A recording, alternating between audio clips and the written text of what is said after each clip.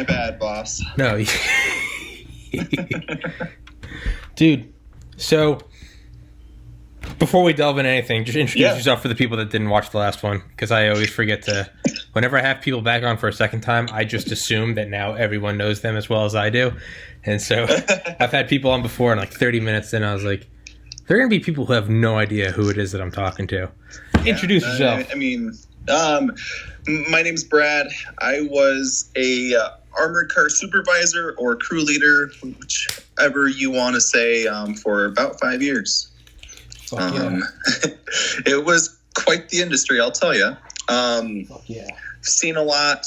If you haven't seen this podcast before, I guess one of the things I kind of brag about was I had lunch on a pallet of 50s. Yes, and that was the thing you bragged about. But then you told the story later that was like 10 times cooler. You were like, yeah, we had a truck that had between $320 and $351 million dollars. I was like, why is that not what you open with? Like, well, I don't know. I mean, at the end of the day, it's not my money. It's just I signed for the money and I take possession of it is all. True. I actually really don't know why I open with that. I guess that would be cooler, huh? Yeah, I mean, sitting on a pallet of 50s is definitely dope. Like, yeah, right. That definitely has like an imagery to it. I mean, totally just misusing the pallet to sit on. Yeah. Yeah. I've had lunch on a pallet of door frames. Doors are cool. Yeah, those are cool. Not really. I guess you get the imagery from the pallet of 50s more, but I guess totally. Yeah. You then I would open with that. I mean, segue into the third of $1 billion. $300 and some million is just a pain in the ass to deal with, though. I mean, you're not going to rob a truck for $300 and some million. It's going to actually take you an hour to load. Maybe 20 minutes if knock on wood, Brad. If you're good. Yeah, but you wouldn't rob the truck. You would just kill the people driving it and take the truck. You wouldn't. In today's world, you're going to have to kill the people. Yeah. I mean, it's in a situation to where laws are pretty clear on when people can't shoot you. So yeah. Yeah. I figure if I'm trying to take a truck full of that much money, I'm not going to let the limiting factor be how much of this money can I physically move into my getaway car. Like, I'm already going for it. I'm already going for the touchdown.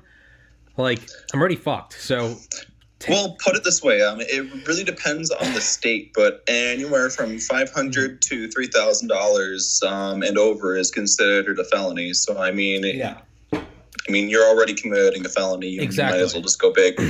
Exactly. Yeah. I mean, that's what I was getting at. Like, if it's not like I'm going to have any less jail time. So it's Correct. like, dude, just fucking, yeah. It's kind of like what the guy I had on the other day said about skydiving. He was like, skydivers are very similar to EODs, explosive ordnance disposal. Yep.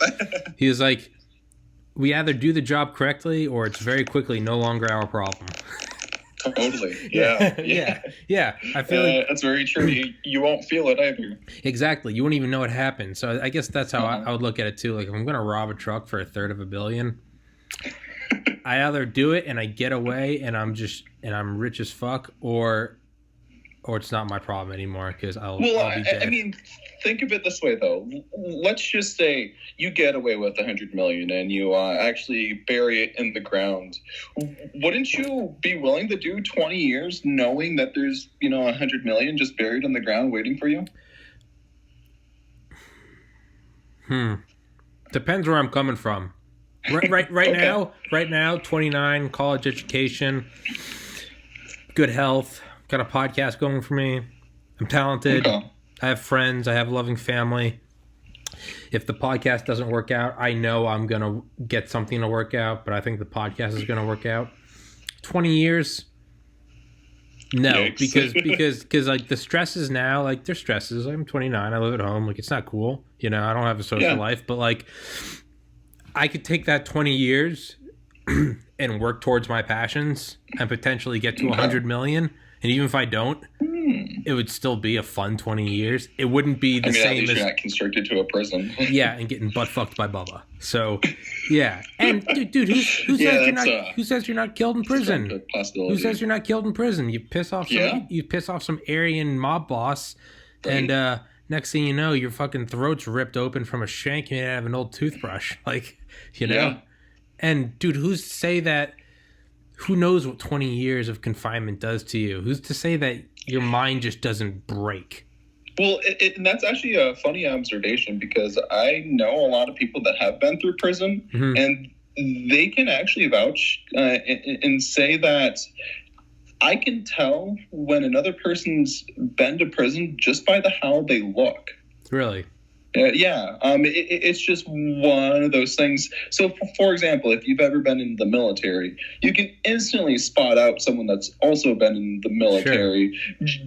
Generally by, how they walk, how they stand. Okay. Sometimes even by the haircut that they have. Really? I always get asked if I'm military. Not now because I'm chubbier, but when I was cut up for like 10 years, just shredded, people would always get haircuts, go to parks, like military discount. And the only thing that kept me saying no was just, I was like, aside from just I'm not a piece of shit. There's also like, I never want to run into someone that is military. And I'm like, oh yeah. And they're like, oh yeah, well, where'd you serve? I'd be like, with guns. Got a little guns in the desert, had to say Valor situation. Yeah, exactly. I don't want to get I know too many actual military members, and I don't want to get my fucking balls ripped off. But and I actually ran into the same thing too. Really? Say for example, if I was ever going into like a Chipotle, for example, and I was getting some Chipotle, they actually have a law enforcement discount. And I would look at them, I'd show them the patch on the side of my arm, and I would say, no, I'm security, I'm not law enforcement. Yeah. 5 out of 10 times I'd still get the discount. Really? And I actually still felt ashamed for it. I mean, but those $2 Chipotle bowls were amazing, I'll tell you that. That's enough to corrupt a man. Yeah, dude. Yeah. There's there's like a philosopher, he died this past December. I think he was like 90. His name's Ram Dass. His real name is Richard Alpert. Do you know who Timothy Leary is? The guy from the 60s? Turn on, tune in, drop out. He's a huge LSD proponent. He's pretty famous. Okay. Timothy Leary. He's like one of the forces behind the 60s. Him and Richard Alpert were friends. They got fired from Harvard for giving students LSD in the 60s. Huh. Yeah, they were part of they almost tipped off the 60s. They almost knocked over the first dominoes. That's where they were. But but this guy, after becoming a Harvard professor and getting into LSD, he realized that happiness wasn't going to be achieved through getting higher and higher in the inner Ivy League circles, going to fancier and fancier parties. He's like, that's not, you can get to the highest rung. And he's like, I realized that I could be at the White House and, eating caviar with heads of state. But the reality is like, happiness was never, but anyway, so he went on this long spiritual life and he became an awesome dude. But one thing he talked about was how he could tell when someone had been to prison, and notably solitary confinement. He's like, because you'd look into their eyes and you could see an infinity, because they would, because this guy, he went to some temples in like India for like years at a time. And he would sit in like a 4x4 foot cell, like 18 hours a day for like 3 years on end, just meditating and like eating like, rice soup and nothing else. But he was like, you could tell when you'd spot someone on the street. He's like, you could tell when they'd been, he's like, or other times I'd have like someone, like a student during yoga, and I'd look at him and I'd be like, how did you get where you are? Just like from one yogi to another. And they'd just be like, solitary, man. Like, yeah. Yikes. Yeah, dude. I guess if you don't break, maybe you reach peace. I don't know. It's what It's what Charles Manson said. Charles Manson? Yeah, absolutely. Oh, I totally know who Charles Manson is. I mean, he was certainly an interesting dude, but man, did he last in prison for just the longest of times. Holy hell. Well, if you ever seen those like crazy interviews, but one of the things he says is, and they're like, all right, and you're like, how do you feel that after this interview, it's like CNN or someone, like, how do you feel about how after this interview you're going back into prison? Like, he got to leave his cell to do this interview. Yeah. And he was like, what prison? He was like, it's an eternity. Absolutely. That's what he said. He said, go into your mind. It's an eternity. He was like, y'all are in prison. Mm-hmm. He was like, you're just coming to visit me. Yeah. Something, it seems like there's some... To answer your question, though, 20 years, 100 million, it would all depend on where I came from. From where I am now, no. Okay. Broken household, maybe grew up in the ghetto, traumatized childhood, no education, and I'm going in for slinging rocks, like, yeah, maybe. Because you might have a lot better chance of surviving that. I mean... There's a lot of people in that situation, I'll tell you that. Yeah. For sure. Yeah. So, early on into your podcast, I do want to respond to those guys from your Mars colonization about how they would steal coins. Oh, yeah?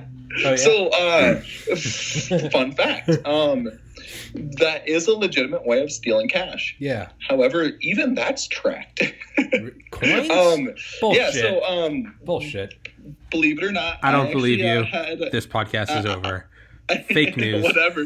Click. No, so my branch manager and I actually just had a beer a couple of weeks ago, and he said he had to fire one of his coin tellers because he proved that he was stealing coin, and he was stealing $5 per chest, and they were getting, like 100 chests per day and stuff. And it was just a little amounts everywhere. But see, the thing is, and this was the funny part, everything was caught on camera, but he didn't snag them right away. He waited until it was over $500 because after that, it's a felony. Was that intentional? Yeah. Oh, you're the guy that fired him.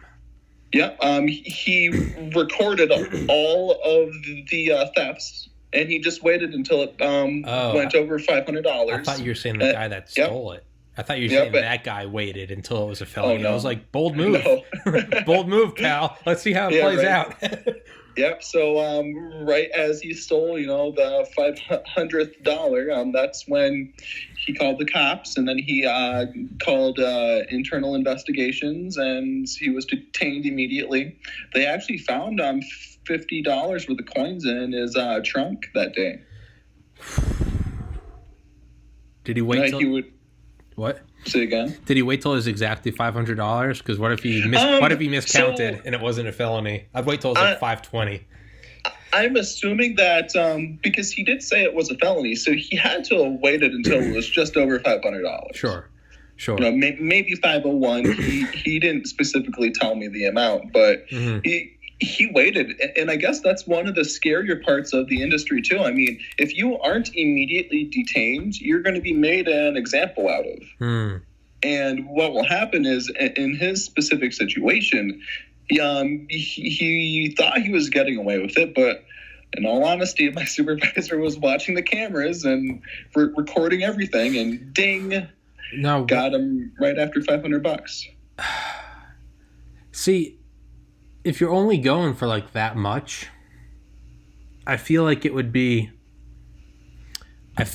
just go to, I don't know. I guess you were talking about the pallets and how they are each, what was it? Bricks make up layers. Bricks and serialized. Well, you were talking about like when you came out of the Federal Reserve, you're like, that shit's better sealed up than Pablo Escobar's cocaine shipments. Dude, I'm serious. I know, I believe you. Well, I'm thinking, because I was thinking if you're going for $500, and you're getting the felony anyway, I feel like it'd be much easier to just try to slip away with 5 paper-thin bills, 5 Franklins. But I was thinking, it's not they're just sitting in a pile. It's, like you said, wrapped up like Pablo Escobar's coke shipment. So, yeah.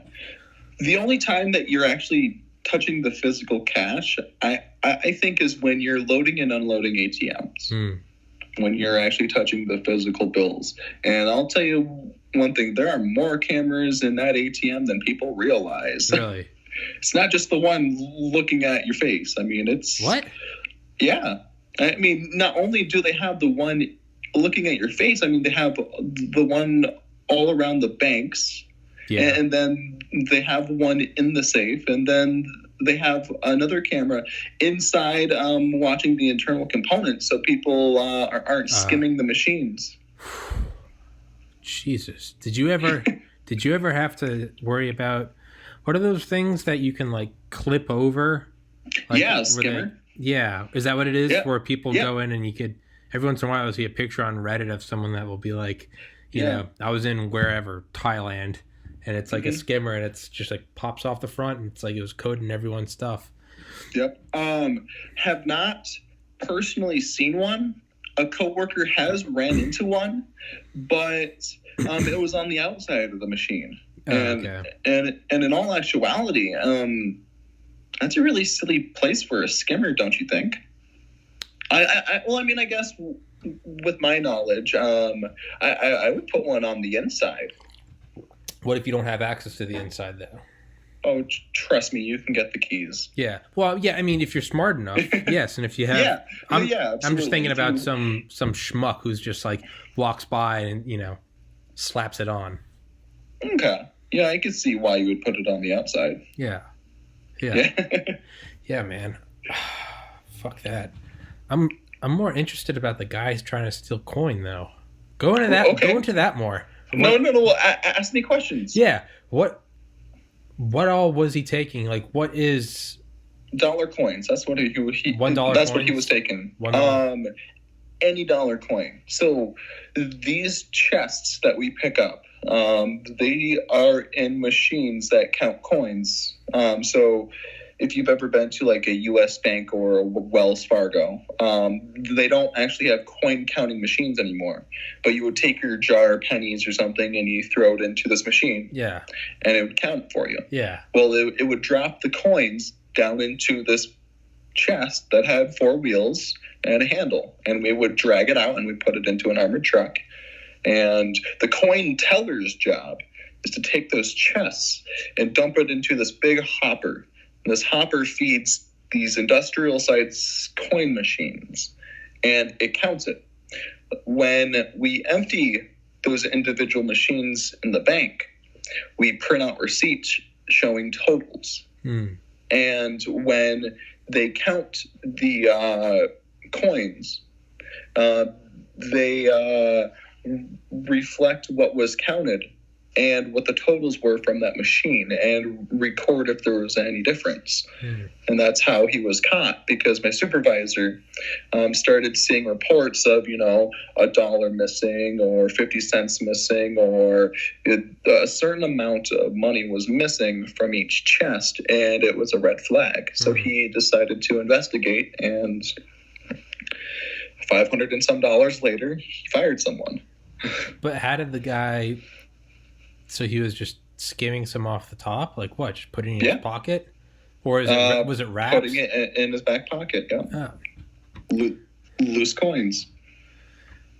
What like an inefficient way to do it? Well, I mean, yes. But, I mean, if you're going to steal from an armored car company, I mean, it makes sense. I mean, you have to find some sort of weakness in the security. What would be, I don't know if you can talk about this. I don't know if this would be like your operational security. What would be, or let me put it this way. Do these armored, or I guess these money, what are the company, what would they be classified as? Like money moving companies? Is there like a phrase for it? I can only speak for my state. My state, we had to have some sort of commercial vehicle license because some of our vehicles were over 26,000 pounds. Yeah. But we also had to have a license from the state because there was a private detective and executive protection sort of board that all the security companies had to go through to get a license to operate in that state. So, I mean, it was kind of like a mix of two. And if we didn't have either of those, then we couldn't operate. Okay. So I would say it's probably the same certificates as like FedEx, but an added one with like some sort of security licensing. Yeah. So Do you know what a red cell team is? A red cell team? I am unfamiliar with that term. So like the Secret Service, for instance, I know in like the 80s or 90s, I don't think it's like a permanent thing. I think it's almost like it's like a duty you'll carry out. So they went to Delta Force, which is just, the tippy top of special forces. They are, when the president picks up the phone and needs someone dead yesterday, calls them. So the Secret Service was like, they wanted Delta Force to infiltrate the White House lawn. And they're not going to tell them what countermeasures there are. They want, so what they do is, it's where one team or side, you could say like the U.S., hires someone else within the U.S. to try to break their system. Delta Force ended up parachuting onto the front lawn, and they didn't know. It's still classified how. But I'm assuming, so Delta Force told the Secret Service how, so the Secret Service plugged up that hole. But Delta Force apparently, awesome. Isn't that insane? Delta Force apparently, the Secret Service was like, yeah, we're not picking them up on radars or something, and just like, apparently, like, silently, it was from Annie Jacobson's Surprise, Kill, Vanish. Apparently, just like, these parachutes came down, and like, there was like 50 soldiers, and they were like, motherfuckers, they did it. So, but that's what a red cell team is. So like, okay, or a red cell team might be, nuclear submarine security. They might hire some SEALs and be like, can you breach the port or something? And if they can, then they tell them how they did it. And you plug it up, then you hire a new team and see if they can break it. So granted, money moving companies don't have those same funds, but is there anything equivalent to, try to break the system, try to crack the system? Or I honestly think the employees themselves try to break the system every day because they always try to improve it. Okay. Because of their own security. Okay. I mean, for example, there are certain techniques that we use to break into armored trucks. And I could still theoretically do it 10 seconds. That's all I need. You could? Yes, absolutely. Is that something you can talk about? No, okay. Not. That's where these whole past 10 minutes I've been dancing around trying to get like Brad, like, tell me how, not like because I so much as like just curious, but I guess that's where I was getting out the whole red cell team is because you're talking about not recorded. I'll tell you that. No, okay, well, let's see what you can say. We'll talk off camera, okay? How about that? Fuck.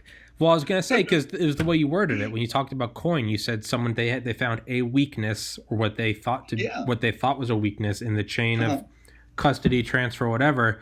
That's what I wanted to know is, do you know of any weakness? And then that's how I got into red cell. I was asking. I wonder if they say, hey, Brad, try to tell us what the weakness is, but I guess that makes sense. You'd want to find your own weaknesses because if you can plug that hole, you're protecting your own ass. Let me tell you a weakness when it comes to coin. And I can actually talk about this because it makes sense. Yeah. And it could be possible for it to be public knowledge. Okay. Or at least knowledge to all the ex-employees that have worked specifically at my branch. Mm-hmm. So coin specifically, what coin is it comes in those chests, right? Mm-hmm. Well, those chests sometimes spill. Well, the ground is uneven, and sometimes there are drains that coin may dump into. When the chests get counted, there's obviously that difference in the totals, but sometimes that's just a write-off, and the insurance company covers it, which means since that coin has now been accounted for, it's still in the drain. So I honestly... theoretically, it's possible that employee, instead of just stealing dollar coins, he could have just pulled up the grates in the drains and pocketed the coins in the grate. Okay, so is the move, do you accidentally spill a whole thing? No, because I'll tell you right now, there's plenty of coins down there. Okay, well, I was going to say, do you have to pay for it? Or would they let you off if you spill the thing of $1,000, they'd be like, you're fired. Like, you're still you're probably still going to be fired no matter the amount, because it's just the concept of integrity, trust, and accountability sort of thing. So even if it was an accident, like if it was just a couple dollars, is it really an accident if it happens though? Yeah, exactly. That's what I'm asking. So because you said it happens, it spills. The floor's not even. I really think that in the industry, you are guilty until proven innocent, because of the system that's in place. Just no tolerance. Just because of the events that's happened in history, where there have been heists of millions of dollars. Yeah. Half the stuff that's stolen is just never reported to the media. I mean, seriously. Really? I guess that makes sense. It's like the And I honestly think that the armored car companies pay off the media some way to keep armored truck crashes out of the news. I'd believe it. Yeah, no, I mean, I absolutely believe it, because there's been a few examples of that, and I've looked around Google, I've used different search engines, and nothing's come up. Well, I mean, it's like the NSA. I think it was one of the heads of the NSA over the years, James Clapper, Michael Hayden, I don't remember who, but he was like, people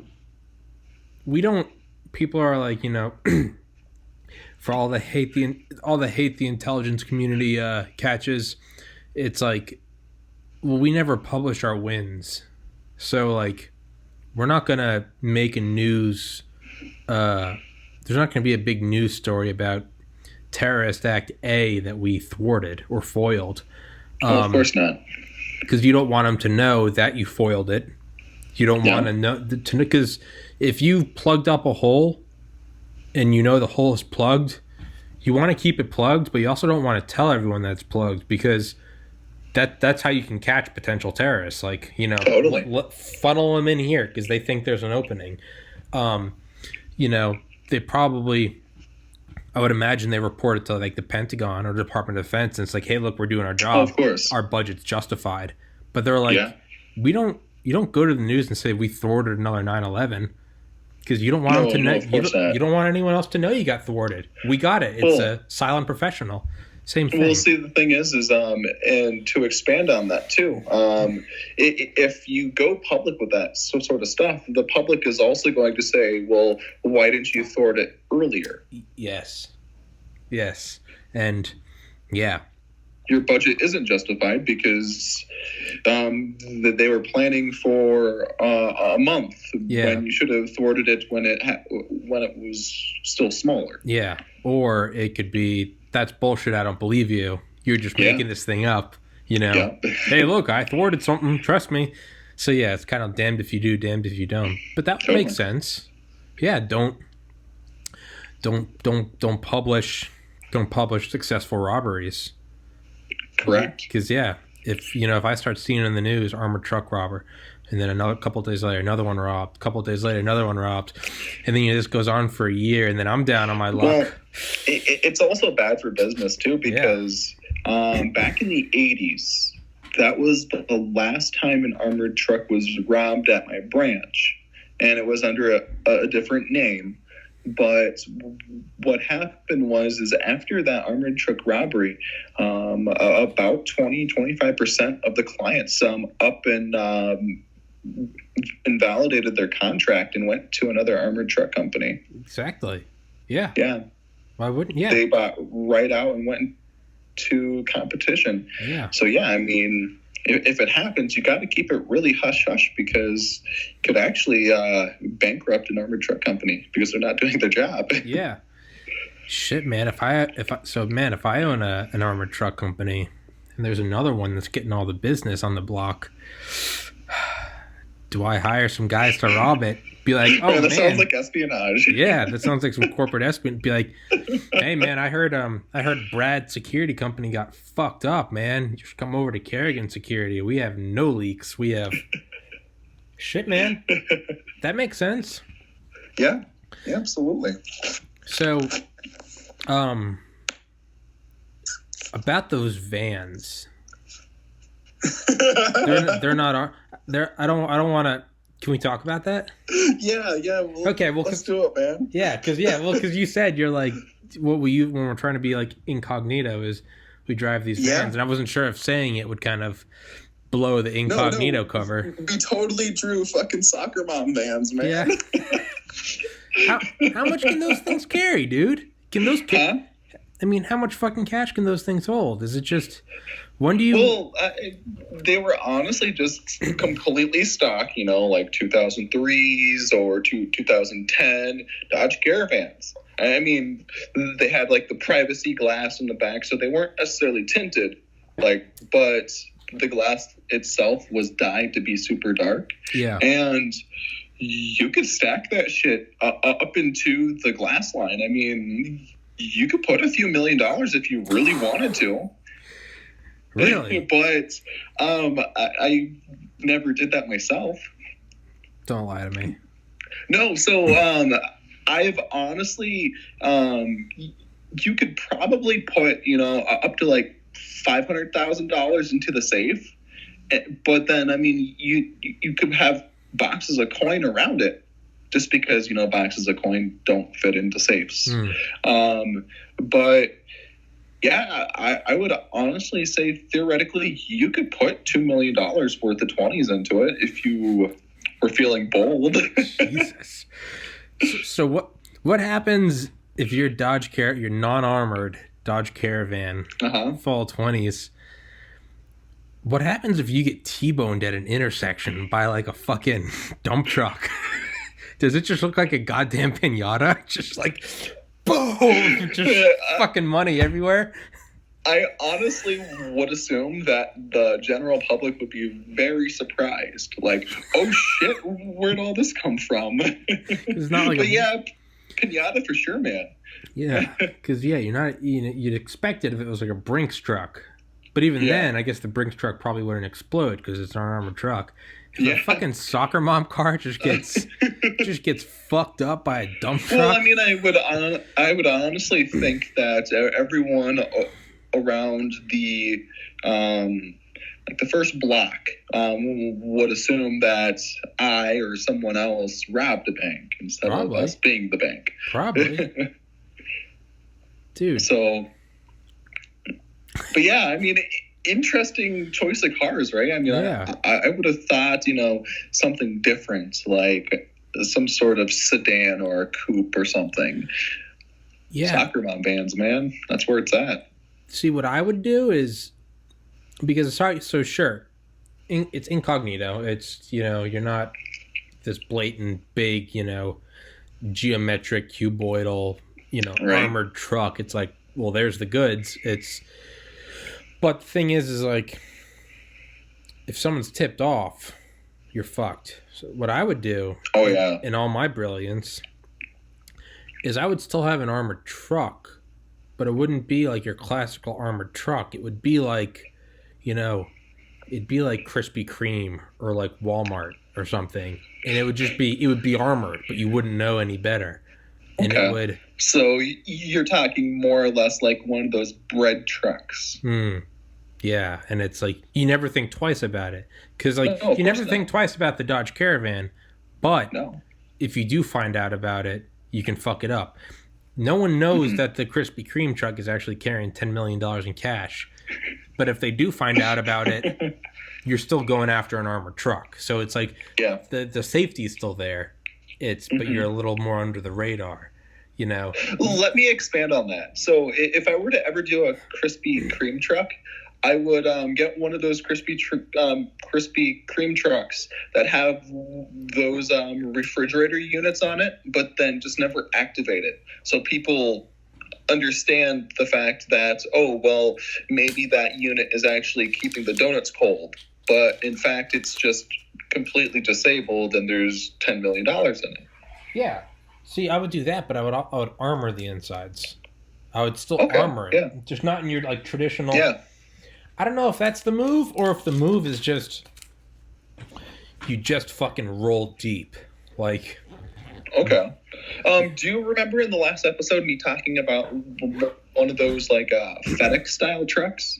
yeah, like the vans. So, or the bigger trucks. Those actually have the armor plating on the inside. It maintains the normal body on the outside. Really? Yeah. So how thick is the armor? Is that trade secrets? What can the armor take? 762 by 51R. So if you need a break, Nagant, I guess. yeah.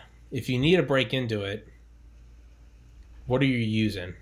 Or can you not talk about it? If I'm breaking in, I'll tell you right now, I'm going to find someone with a 50 BMG. That's what I was about to say. 50 cal. Yeah, Depleted uranium. That round itself is antimatter. Yeah. I mean, it's going to punch through. I mean, for good luck too. I mean, you might as well get a black tip. That's armor piercing. Yeah. But in all actuality, I mean, you really only need 308. The glass itself is pretty tough. I've actually done some testing on the glass. We decommissioned a couple of the trucks, and we were allowed to take the glass from it and shoot it up and give the videos to our trainer and stuff, and the results were actually impressive. Really? But yeah, even some of the damaged glass, because armored trucks, they don't do well with vibration. Why is that? Well, it's just because of all the armor. They do not take potholes well, I'll tell you that. So over time, the glass itself will jar and vibrate within the armor, and it'll crack over time. But even that glass that cracks, it holds up very well. The trouble comes down to the fact of if you have someone really good at shooting and they're able to land shot upon shot upon shot in the same area. I mean, if you do that with a 308, you're getting in the fourth or fifth time. So. AR-15 is a little different story. You'll have to kind of be a lot better, but there's a bunch of ammunition that has some really, really fast velocity on it, and velocity is king at the end of the day, man. I've seen some ballistic testing where you have steel armor plating for body armor. It's AR-500 armor. You can actually go to their website, but they rate their steel plates at level 3, and it's supposed to stop AK-47, AR-15s, but I have seen testing with an AR-15 with high velocity ammunition. It goes right through the first round. Jesus. Yeah. Jesus. So I mean, it's pretty cool stuff. It's cool to know that there are rounds out there that will go through the first round, but on the same aspect, it's a little scary too. Yeah. So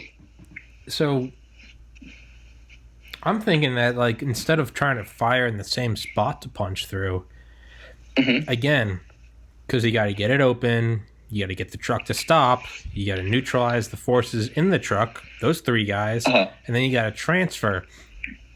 All that is a precious window of time. So I'm thinking if I can get something that can punch through that armor, I'm going to punch right through the driver's window, remove him and then just take the truck. Not even that. I would honestly punch straight through the engine itself. Or that. I was going to say, what about doing something else? Plugging the exhaust pipe. Like, Okay. Yeah. You really? Yeah. We're just looking at this from like a desperate standpoint. Someone of course. wants fucking money. Yeah. Yeah. If you're really that desperate, then for sure, punch you right through the window. The only thing is you're going to need something really high caliber, because what's stopping that driver from just putting it right into drive, or stepping on the gas right away and just running away? That's what I mean. Yeah. So you got to get them. You got to get that truck on a long straightaway somewhere. Okay. It's a long road that eventually, splits like a T or something. So there's a building at the end of it. I'm laying down with my 50 BMG, and I'm waiting until the thing is lined up with me. And then just, boom, right through literally just remove the driver's head. And then that's when, get your team to go take the truck. Because take the truck. You don't want to take out the engine, because now you got a dead truck sitting there. Right. You want to remove the driver and his head. And well, I guess our tactics are a little different. You're waiting for that straightaway. I'm going to catch an armored truck downtown somewhere where there's a bunch of stoplights and pedestrians and cars, and I'm going to find a spot to where they have to make many, many turns. And if we're talking about being very desperate, I'm going to have 5 or 6 people, and we're going to open up on every turn. Okay. Or you just get 2 trucks. And you just, when this thing's parked, you come up and you get almost like perpendicular to it, front and back, so it can't move. I'd get my driver's window looking across your hood, and then it's just unloading. Let's expand on that then. Okay. Why not a train? Trap it on train tracks. Because I'll tell you anything. Tanks. Trains win. Trucks. Cars. Trains win. Trains win. Trains win, man. Momentum is mass times velocity. Doesn't even matter if it's going 20 miles an hour. If you've got 100,000 tons, that's the same as a dump truck going like Mach 2. It's that trains win every time. Yep. So trains win. Yeah. But that doesn't mean the train doesn't get derailed. Right? So you gotta hope the train, just how much does the train win? It fucks up the armored truck, but what are you gonna do? Get away on a train? Like you're on the track. You're staying on the track. Well, I guess that creates the best diversion ever, because now there's a very large public health concern other than just the armored truck, right? I mean, I think law enforcement's going to respond to the train more so than the armored truck. Or maybe you got to think outside the box, right? Okay. You wait till this thing's at a stoplight or wherever downtown, right? And you're over it on a balcony or something. Why don't you, or just drive right up in front of it? Why aren't you just throwing 10, 15 balloons of black paint? Just cover the windows. I don't care how armored your truck is. You can't see shit. What about something like that? I'm not saying that you can get in, but I know for a fact that sure, you got your windshield wiper, but just keep dumping black paint on there. Or, what about a flamethrower? You just char the windshield. Yeah. Where are you going? You could do that. You're obviously going to stay inside. I'll tell you right now, in the black paint situation, I'm closing all of our events, and I'm going to have lunch. Yeah. That's exactly what's going to happen. And call backup. We're stuck in here. You just make the call. Yeah, back up. You said they took the racks off, but I'm still reaching up and I'm grabbing my shotgun. I'm just like, all right, boys, we're in a sticky situation. Close the vents, stay frosty. But, man, I miss those shotguns. They were certainly awesome. Don't act like you don't keep them somewhere in there. Well, I was able to buy one, so that was after they took them out and stuff, and corporate asked us if we wanted to buy them before they destroyed them. Those communists. Right? Dare you destroy armored truck shotguns. Oh. You bastard. You un-American bastard. Peasants. Yeah, seriously. Okay.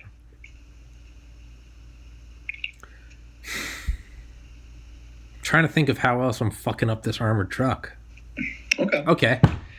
You get a big old fucking, one of those big old just like heavy lifting cranes, the ones they use to move shipping containers. Okay. Sky cranes. Yeah. You got that big electromagnetic the electromagnet, so the one that they can turn on and off. I'm just coming down and I'm just grabbing the armored truck.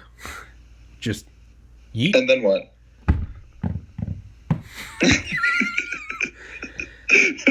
Yeah, I don't know. I mean, if you say you're going to drop it, then you've accomplished something. But if you're just going to take a crane and grab the armored truck, that's all you've accomplished. So now you're just having lunch in the air. Yeah, you got to drop it. You got to drop it. I'm going to have lunch, but I'm going to make a call to my wife saying, hey, this is the situation. It's probably going to go south. Are we sure we have our life insurance policy? Yeah. Okay, so you bring it up. Yeah, no, now you're getting, that's too intricate. You're getting a crane, picking it up, dropping it. I feel like if you can pull off getting a sky crane, then you have the willpower and the IQ to maybe do something smarter. I mean, especially if you're that mechanically inclined too. In all honesty, I mean, you're able to operate a lot heavier machinery that can do better things. Especially if it's your first time trying to operate a crane. Okay, so you get a dump truck, and you get in front of the armored truck on the highway. Dump truck full of like, you don't want something fine like sand or gravel. Some heavier sort of rocks. Maybe some like cinder blocks that have just, maybe just a bunch of cinder blocks. And just get right in front of that fucker on the highway and just open up the back. And oops. Yeah. Well, I mean, you probably actually fucked it up. I would honestly say some of the smaller armored trucks you would probably disable, probably kill the people inside. Yeah. But locks are locks. It's still going to be locked, and now there's dead people inside that can't unlock it. So, I mean, what's your next move? Yeah, that's true. Yeah, no. Put it this way: armored trucks are designed to keep money safe. Tow truck. They're not necessarily designed to keep people alive. Tow truck. Dump truck drops the cinder blocks. Okay. You get it on a highway doing like 80. Fuck up the armored truck. Tow truck comes. Tow truck was on the armored truck by, I don't know, 1/10 of a mile. Okay. That thing's fucked up. That fucker just, again, you've planned this out. Tow truck rolls around and just jump out. You hook the thing. Fuck the dead guys inside. Just take the armored truck. You're going to need a flatbed, and that's going to take time. You still haven't told me how you're going to actually open up the truck. You figure that out at your destination. If you can get away with the truck, that's fair. Well, then it's just a matter of time. You know. Well, you've got this truck to fuck up. Are worth a lot of money too. Yeah, but I want the money inside. I'm going for that $3 billion Federal Reserve cash. All right. So, let's just say, let's say you get a flatbed, and let's say you just get a fucking team, and you've just planned out, 1,000 times how to just get shit quickly, just in and out. So let's say you manage to drop the cinder blocks, you fuck up this armored truck, and just instantly just pull right up. Shit, you could probably even divert some people. You throw the little lights on the tow truck, they might just be thinking, oh, how convenient. That tow truck was right there, Situation taken care of, right? You drop that fucker, pick it up. Let's say you can get out of there. You got a warehouse somewhere. You're in the outskirts of the city. You go to the industrial park, get to a warehouse, whatever. Maybe you know a guy that knows a guy. You can dump it onto a truck, onto a barge or something. put a tarp over it, just somewhere. No, you haven't opened it up yet, but you've killed the drivers. You've disabled this thing. And so now it's just a time game. Where can we take this? Can we take it somewhere? Does Billy Bob know a guy? Does he have a farm somewhere? Could you get some C4? Can we just go out, just target practice? Does the truck have a GPS in it? Yo, of course. God damn it. So that's fucked. Well, I mean, let me humor your situation, though. So let's just say that the batteries in the armored truck magically got damaged, and the GPS is not tracking. Okay. Could you get a look at how hard is it to make a little EMP? Well, I mean, I would honestly say an EMP is totally possible. I mean, keep in mind this is still a civilian vehicle. It's not anything military. Yeah, but again, I guess we're getting to a point that if you can construct an EMP, again, you're probably better your resources and your IQ clearance job. Yeah, your resources and IQ are probably. Yeah, you're probably gonna be selling that EMP to some bad actor nation for a lot more than is in the armored truck. So yeah, we're getting pretty wild. So we're getting to a point where it's like if you have these resources, then chances are you're not fucking with a. It's like let's expand on the tow company, sure, or even someone that's an ex-firefighter or law enforcement or something. What's stopping them for purchasing a Jaws of Life and prying open a door? Yeah, I mean, I would honestly say that is probably your best bet. It's only going to open some doors. It's not going to open all of them. Disgruntled firefighter. Yeah. You know, his wife just left him for his best friend. He's pissed off. He's given so much to the city, and the city turned his back on him. Yeah. We're creating a great villain here, man. Yeah, Michael Bay movie, yeah. Who's the bad guy? The bad guy is, I don't know, maybe Jason Statham, maybe Terry Crews. Maybe Terry Crews. He's just... Yeah. Or maybe Mark Wahlberg or something. Have you ever thought that Morgan Freeman would be one of like the best villains just because of his persuasion? Yes. He would be... I'd want him in a... Well, no, he was in Batman. So never mind. I'd want him in a dark movie where the villain actually wins. Yeah. That's what I like those movies. I don't think there are many like that though. We would need a movie where. Have you ever seen Pain and Gain? I rarely watch movies, believe it or not. Yeah, no, same here. But I watched that Pain movie. and Gain. No, I have not. Yeah, it's by Michael Bay. I think it got pretty horrible reviews. Okay. I liked it. Of all the shitty Michael Bay movies, I actually liked it. It was with Mark Wahlberg and The Rock. So never mind, that has nothing to do with what I'm talking about. Yeah, no, I'd like a movie where they get away with it. And it's nothing like... Yeah. It's nothing glorious, but it's like the guy pulled it off. The disgruntled firefighter. He pulled it off. Him and a couple other guys, and they just, I don't know, they disappeared to Mexico City with $50 million in cash. I would really like the movie that we're talking about, but it would also go into some of like the psychology of the paranoia and post-traumatic stress that comes along with a heist like that, of constantly looking over your back or constantly on the run or just of the thief. Of the thief. Yeah, that's one thing. That'd be a really cool movie. For sure. But that's one thing I always think about, man. Is like, it wouldn't even be can you get away with the heist? It'd be what is your quality of life after? Well, you have $100 million. Yeah. I mean, can't trust it pretty anyone. much comes down to non countries that you can't be pulled from. Yeah. You can't be extradited from. So in that situation, shitty countries. Iran, are you okay with converting to Islam? Yeah, I mean, that sort of thing. Yeah. But I've always said, if you're going to get away with it, you're probably going to have to pay an organized crime 99% of the stuff that you've stolen. I mean, I've just always said that. It's a big cartel that's have the connections of getting you in and out. Yeah.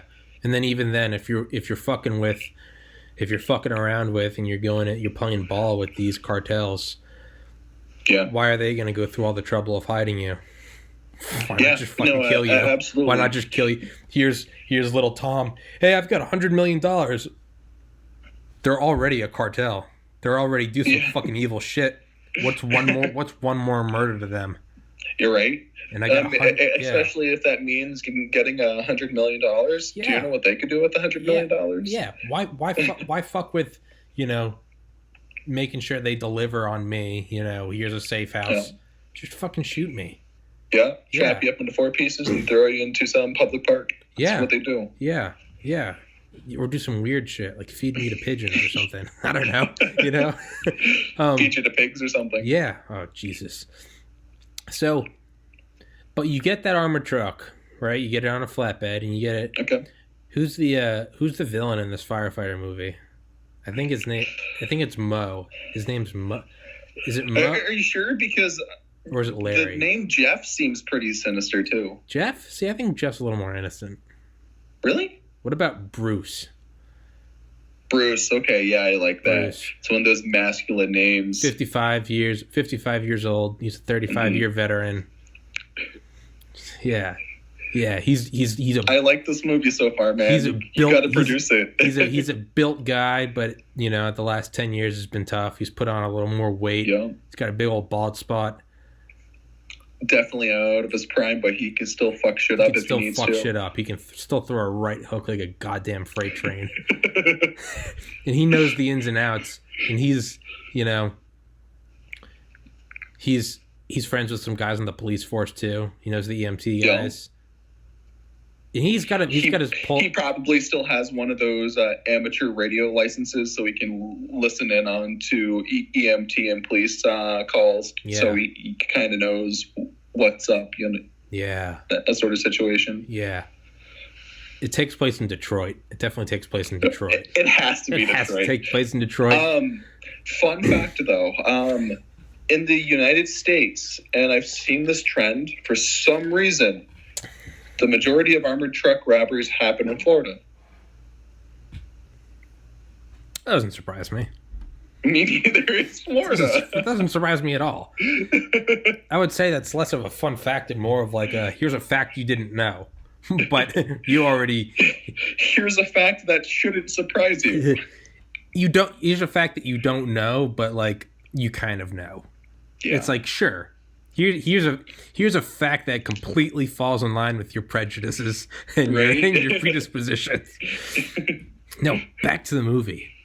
It just takes place in Detroit.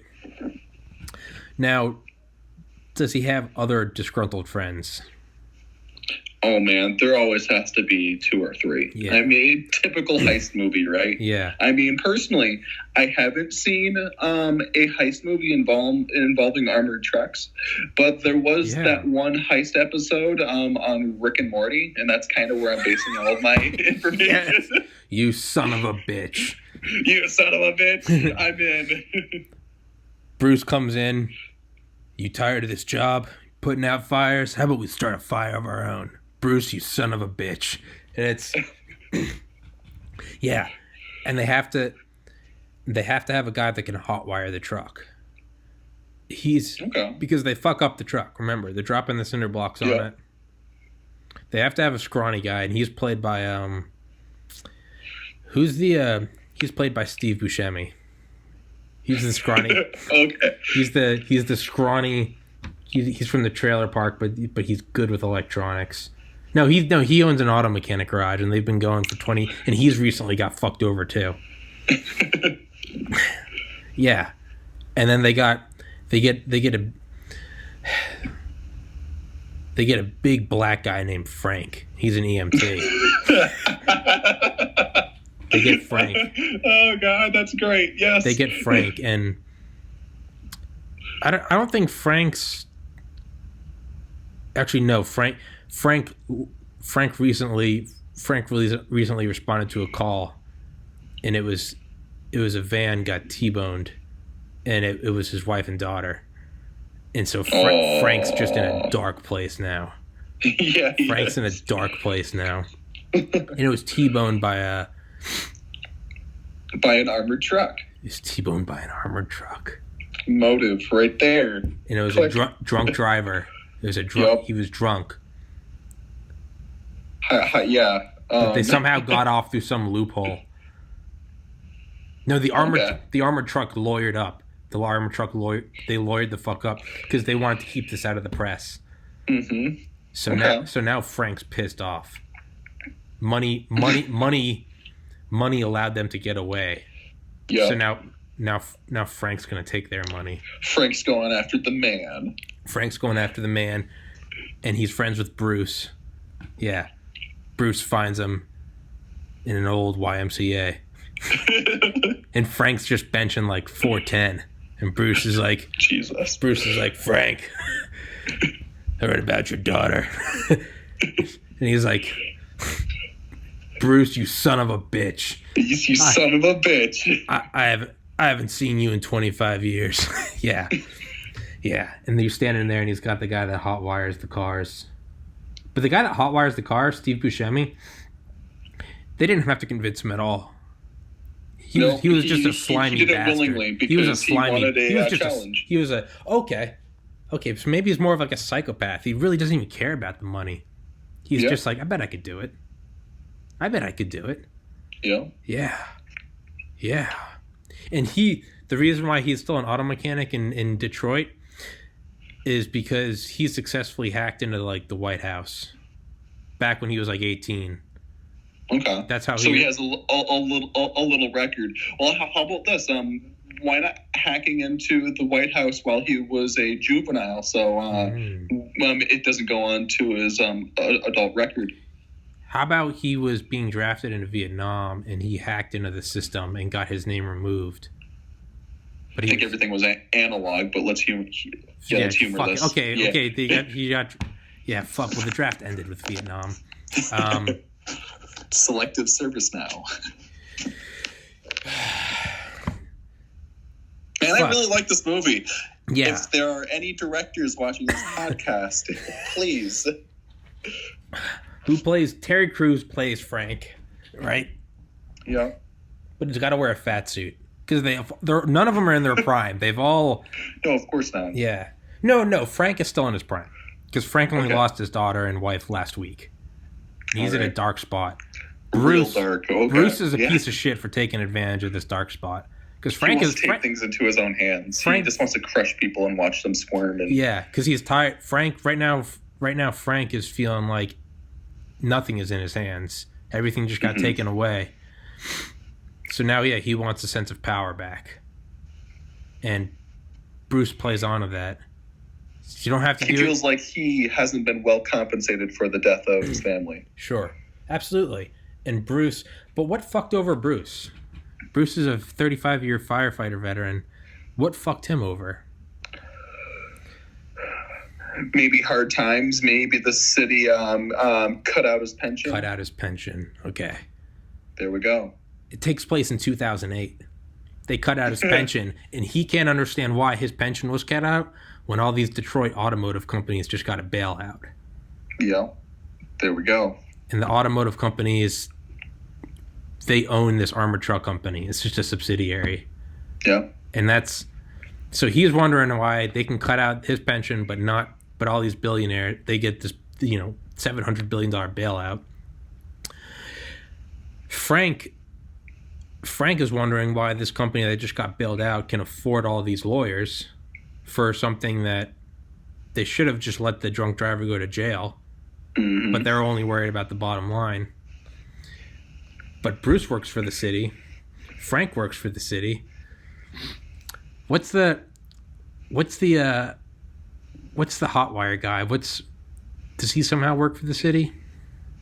I honestly think he's a self-learned IT guy. I mean, or he's a college dropout. Okay. But they all have to have a vendetta against the... Okay, well, how about... Well, I mean, if he's a college dropout, the interest rate on his student loans are absolutely killing him. Okay. I think so. Maybe he hates the bank. How about he got laid off from one of these big Detroit automotive companies?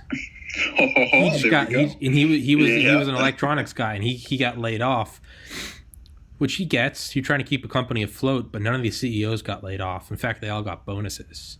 Yeah. But what's his name? He's played by Steve Buscemi. He's scrawny. Constantly, he's chain-smoking Marlboro Reds and drinking Bud Light Heavies. He's also an Should we name him Kyle? What? Should we name him Kyle? Kyle? Yeah, his name's Kyle. Yeah. He's a Kyle. Yeah, Kyle. He's an alcoholic. He's scrawny. Bruce and Frank are both massive. Mm-hmm. Bruce is balding with a beer gut, but he's built like a fucking linebacker. He's got a big handlebar mustache. And he wears a lot of gold. Frank is Terry Crews. Yeah. And he's just emotionally distraught. Yeah. Yeah. And Kyle's just... Yeah. Kyle wants the challenge more than anything. Yeah.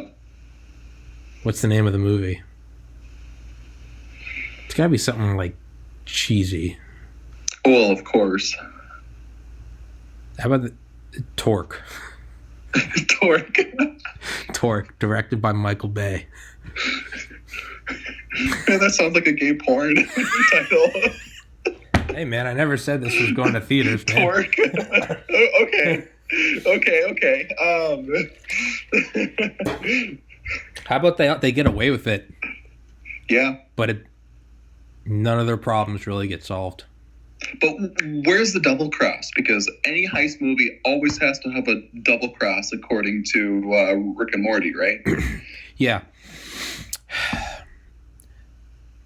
They have to have someone. Someone has to coordinate the attack.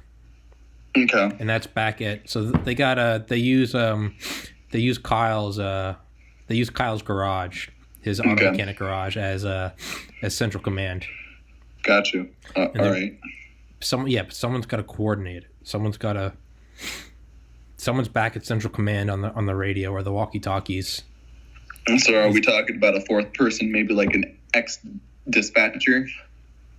Yes, that's exactly what we're talking about. Could we please name her Karen and give her like the haircut too? Can we make it Karen? Karen. Yeah. Okay, so it's a chick.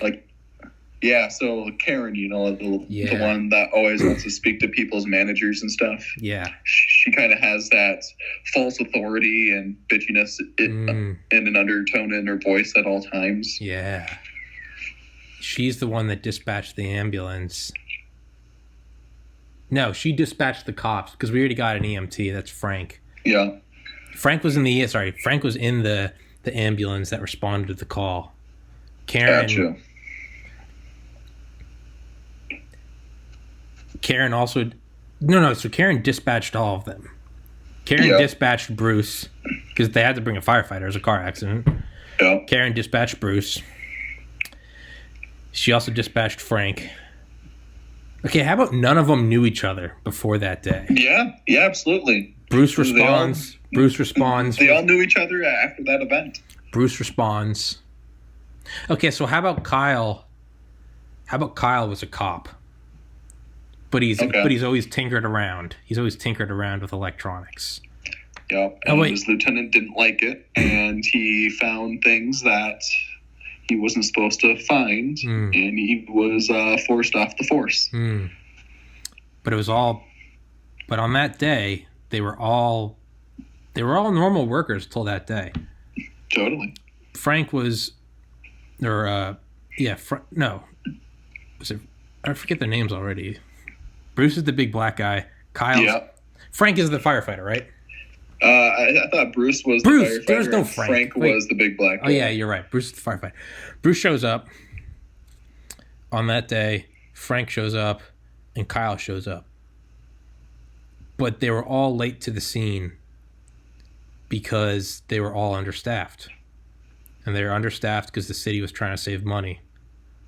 Like all cities are. But none of them can understand how the government can't fund these emergency services, but they can fund a bailout for GM. Mm-hmm. And GM they own this armored truck company. It's just one of the 1,000 companies they own. They don't even, it's whatever. They don't even know they own it. They're like, what? Okay. Yeah. But to these guys on the ground, they all saw it. And Karen was calling for backup. We need more people there. The city's like, you only have them. So Karen dispatched them all, and she heard the whole thing through the radio. She heard the despair. Yeah. Oh, Jesus. November 2020. Torque. There we go. Pans out on Detroit. Yeah. Some shots of like the homeless cities. Mm-hmm. Yeah. But Karen double crosses them? I would say Karen double crosses just because she would probably be one of the more loyal people to the system. Okay. Just because she's more she never really got her hands dirty. Okay.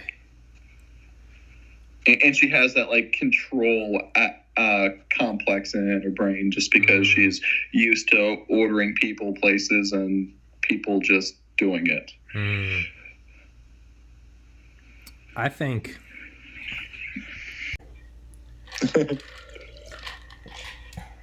my voice has been going the last couple podcasts. It just cuts out. Do you think you're overly exerting yourself? No, I think I have coronavirus and I think I'm dying. Yikes. Well, hopefully it doesn't transmit over the internet. Otherwise, we're fucked. I think it does, man. I think it's like starting to feel a little ill myself. No, actually, I'm trying to. I decided I'm going to do less frequent podcasts. Okay. I've been doing a minimum of one a day, sometimes two, most of the days two. Jesus, dude. Yeah.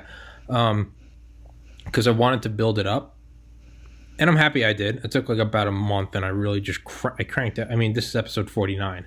Yeah. No, I've been watching most of your podcasts. Yeah. I mean, that guy that became a pilot at, 18 or 19? Yeah. Holy shit, dude. Fucking I know, right? Here I am, 27. Yeah. And I haven't even accomplished half he did. Crazy. Yeah, I know. Yeah, and I was about like the podcast was starting. I was about to be like, man, I've done so many podcasts, and he's like, yeah, I just got my 1,500 hours of flying, and I was like, fuck, fuck. Never mind. What were you bitching about, Tommy? Nothing. Nothing. No, I decided. I'm glad I did that many because I got them. I kind of got like a base because now I can.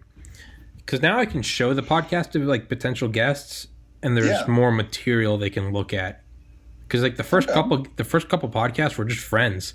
Because I was literally like, I can't get a guest because I'm like, hey, do you want to do my podcast? And they're like, yeah, can I see it? I'm like, there aren't any episodes. Yeah, it's a little sketchier. So like, I had friends that they don't give a shit. They're just like, yeah, sure, I'll do it. And then from there, I could kind of build on it. And now I've gotten. And there are a couple podcasts I've done that I never uploaded just because I didn't like the guest, and not like they weren't interesting, but they saying some fucking like racist shit or yikes. They wouldn't, hey, like I'd appreciate if you didn't, do this or that on the podcast and I finally realized I was like, if I put these up, I'm gonna lose potential guests. Yeah, or maybe there's like a screaming cat in the background or something. No, fuck that was awesome. It was no, but it was just guests where I was like, if I put these up, I'm gonna lose like stuff that like maybe I didn't agree with, but maybe you can tell me off camera. Yeah, sure, yeah. It's but regardless, guess I didn't want on. So, so since then, I've got this whole week booked because I canceled Friday, Saturday, and Sunday because I was sick as shit.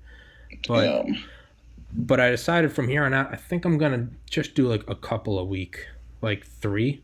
But what I want to do is, I want to start like preparing for them. Not preparing like questions, but rather. Okay. So you're on today. Tomorrow, I'm having a guy that's been on already. Who works on the NASA's SLS system, their new launch system. Ooh. He's coming on again. On Wednesday, I'm having on Dale Comstock, a former Delta Force operator. Nice. Yeah. So I was like, okay, so I've actually, like, I bought his book and I'm like reading it and I'm actually like researching it. I'm like, if I can just like do a couple episodes a week, but just do them well. Yeah. I think I would enjoy that more. Do you think your Skype setup will change, or are you going to keep doing the Skype setup?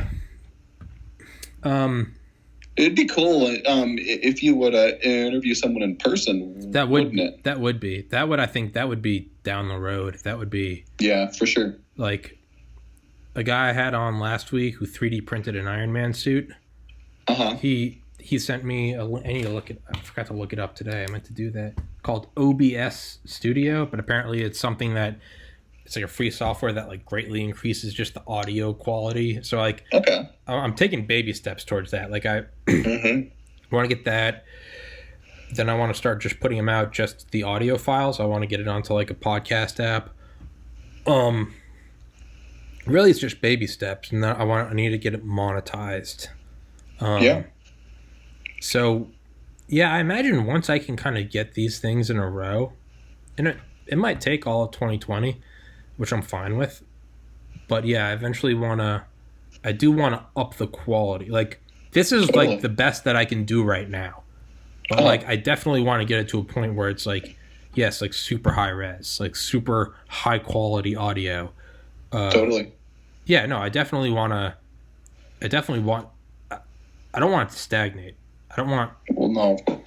But I mean, you've had some pretty cool people come on. Yeah, it's been cool as shit already.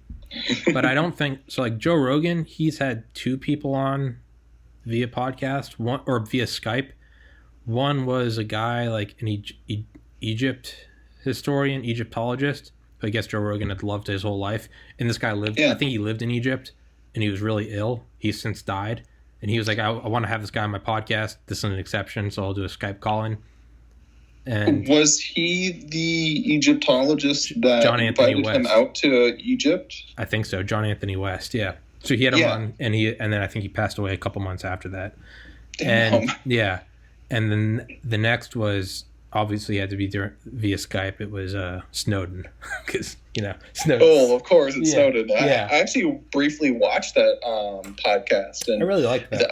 I think Rogan just blatantly asked him, "Hey, are you fearful for his for your life?" And he's like, "People really don't recognize me. I don't have much fear." Yeah, and that's kind of crazy too, because I mean, if the CIA really wanted him, I mean, he's not within the United States. The CIA can operate out there. Yeah. I think he said in like another interview or maybe his book, basically like, if they wanted me dead, I would already be dead.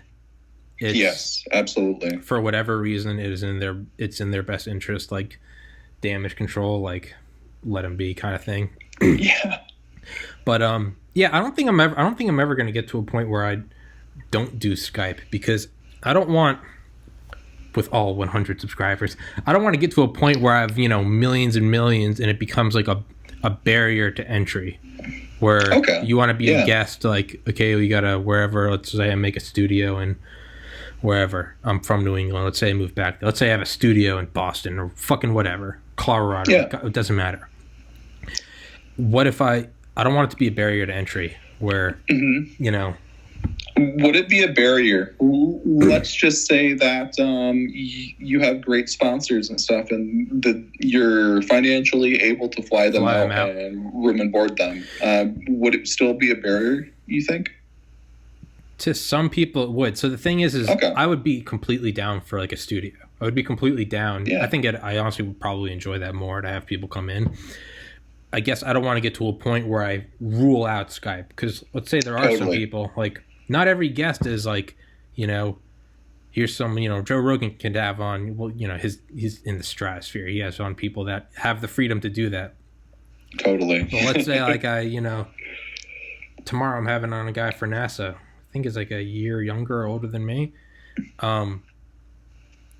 Even if I could like fly him out to my hypothetical studio, like even then though, like I'm asking this person that has a job, hey, can I use some of your vacation days? Yeah. I completely understand that. So I don't think I'm ever gonna get rid of like the Skype aspect, like because there's some people that just, and there might be some people that like they might just not want to do that. They might be more comfortable. You're a completely random person. Yeah. What if they just enjoy, sitting in their living room with their computer? Yeah, I think eventually I'd like to get a studio. That would be cool as shit. That would be cool I think that's like next level. I'm totally legit and professional sort of thing. Yeah, I would like to do that. Right now, my goal is, so I'm at 120 subscribers. I need to get to 1,000 subscribers and have 4,000 public watch hours, and then I can get monetized, which means I can put like, not me, YouTube will put an ad, and they do their whole algorithm. Whoever's watching it, the ads depend is, So, but that's how I can get monetized. So my first step is to get to there. I think I have like 1,500 watch hours. I need to get to 4,000, and I need to get 1,000 subscribers, and then they'll monetize you. And even then, yeah. So, but way down the road, the first goal is to get monetized. Second goal is, if that, in addition, I'm starting working at a bar again next week that I used to work at. If I can start saving up enough money, the next step is move out of my parents. The third step would be get a studio. That would be way down the road. I would honestly milk that living with your parents as long as you can, man. Dude, I'm telling you, rent is expensive. I have been milking it for a while. So they are incredibly loving, patient people, and I don't need to continue to abuse it. I have an incredibly supportive, loving family. I have enjoyed it for a while. So I moved out when I was 20. Yeah. Hell, I had my own apartment before I could drink alcohol. Jesus. Yeah, no, I mean I was in college till I was 23. I lived on my own. I moved home when I was 26, just personal problems. Yeah. But I was gonna say to fix. Yeah, I don't know. It would be. Yeah, there's a certain quality I think that comes with like a studio. It would just be. I mean, especially when you can give someone an address and give them a business card, and it literally says, Tommy Studios or something like that, and it more or less legitimizes. I can't even say the word, but it just makes everything more legit. Well, and I think the whole legitimacy. I think it's like it's definitely like baby steps. It's like I have a couple friends on, so I can get someone else to be like, hey, look, I have episodes, and it's one after the other, and it's slowly building. It's like had that like a Veterans Affairs investigator, interesting, armored truck guy, Israeli Defense Forces, having a Delta Force guy on next week, and this guy is, this guy's like a New York Times best-selling author. He was good friends with Chris Kyle, the American sniper. Yeah. He was so I'm slowly getting more and more up there. And as I can kind of keep piecing together like a legitimacy, Yeah. And yeah, I mean, we use whatever fucking goddamn language we want on here. Absolutely. But yeah, no, there are. With the stuff I censor, people don't know I censor it. It's guests I've had on that no one will ever know I had on, because it's not that I uploaded them and then took it down. It's I did a podcast and was just like, I'm not putting this up. Fuck this person. Yeah. Fuck this person. This is going into the private file. Yes. So, yeah, man. I don't know. Right now, I'm just kind of having fun with, as much as I like want to get there, I want it to be, I want to make money. I want to, like, yeah, it would be cool to make. It's all about the journey, though, right? It is, and the thing is like, I'm legitimately enjoying the journey. I'm having fun seeing like the subscribers take up. Like, I'm having fun because like it's fun. To me, it's like, it's almost like a real life video game. It's like I'm grinding. I'm getting like the XP points. Like how many watch hours can I get? What guest can I get next? And with each guest I have on, I ask them, like, do you know anyone interesting that I can have on? And see where it pieces out. Absolutely. So, yeah. But Karen, that dispatch bitch. Okay, yeah. I was thinking, what's the twist? So they get away with it. They pull off the heist, and they're whatever they're doing. They're driving away in the truck, whatever, the pickup, whatever. I'm thinking that Karen sends him to a getaway location where there's a bunch of cops waiting. Okay. Yeah. That's what I think happens. I was thinking Karen would let them think they got away with it for longer. So, for example, Karen would tip off like Port Authority or Customs and Borders, but then Karen doesn't get anything from it. Well, who knows? Maybe they dropped Karen off her cut as they were fleeing. That's what they'd have to do. Yeah. She'd want her share. Yeah. I was thinking like a twist, like what if the drunk armored truck driver, what if that was her lover? Or that was her son or something. Yikes, that would be a hairy situation, man. And the city's trying to save money, but the reality is she didn't want her son to get busted, so she delayed calling in. Ooh. And if Frank and Bruce found out about this, they'd skin her. So, or is she pulling off the whole heist and like someone walks in, like gun to her head? And it's someone that's been watching the whole time, kind of puts a gun to her head. And, you sure you want to do this, Karen? The FBI has been watching the entire time. Yeah, and they're just like, you can either do lifetime prison sentence or you can, bring him to this location. And you'll go off as a hero. And the FBI agent's interested in not busting her because this is good for his resume. He busted the heist. He wants a promotion. Yep, and this will look great for him. Yeah. He's like, go home to your son, Karen. Go home to your son. Like I have a breaching team right outside the door. You're going down you're not getting your cut regardless. So do you not want to get your cut and go to prison, or do you not want to get your cut and be a hero? Or is this guy corrupt as fuck? Ooh. And he's like, have him go to this address. Is that the double grass we're now talking about? Oh. Full Rick and Morty. And I programmed you to say that. Does he have, or is he also disgruntled? And he's still in the same fucking desk job he's been in for 50 years. And he's like, Karen, you're going to have him go to this location. Like, okay. Yeah, he has him go to this location. He's like, yeah, they will be taken care of. I will see to it that that your son doesn't go to jail. And she'll get a pittance. She'll get like 10,000 cash. Not much, but it's better than like a hole through her head. Isn't it funny when we say 10,000 isn't that much? I would kill for 10,000. I would kill.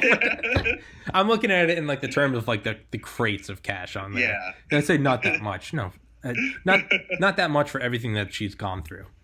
Yeah, but she's like, well, I don't want them to get arrested, and she's like, they're not getting arrested. Like, I thought you said there's going to be FBI waiting there, and she's like, it's not FBI, it's some friends.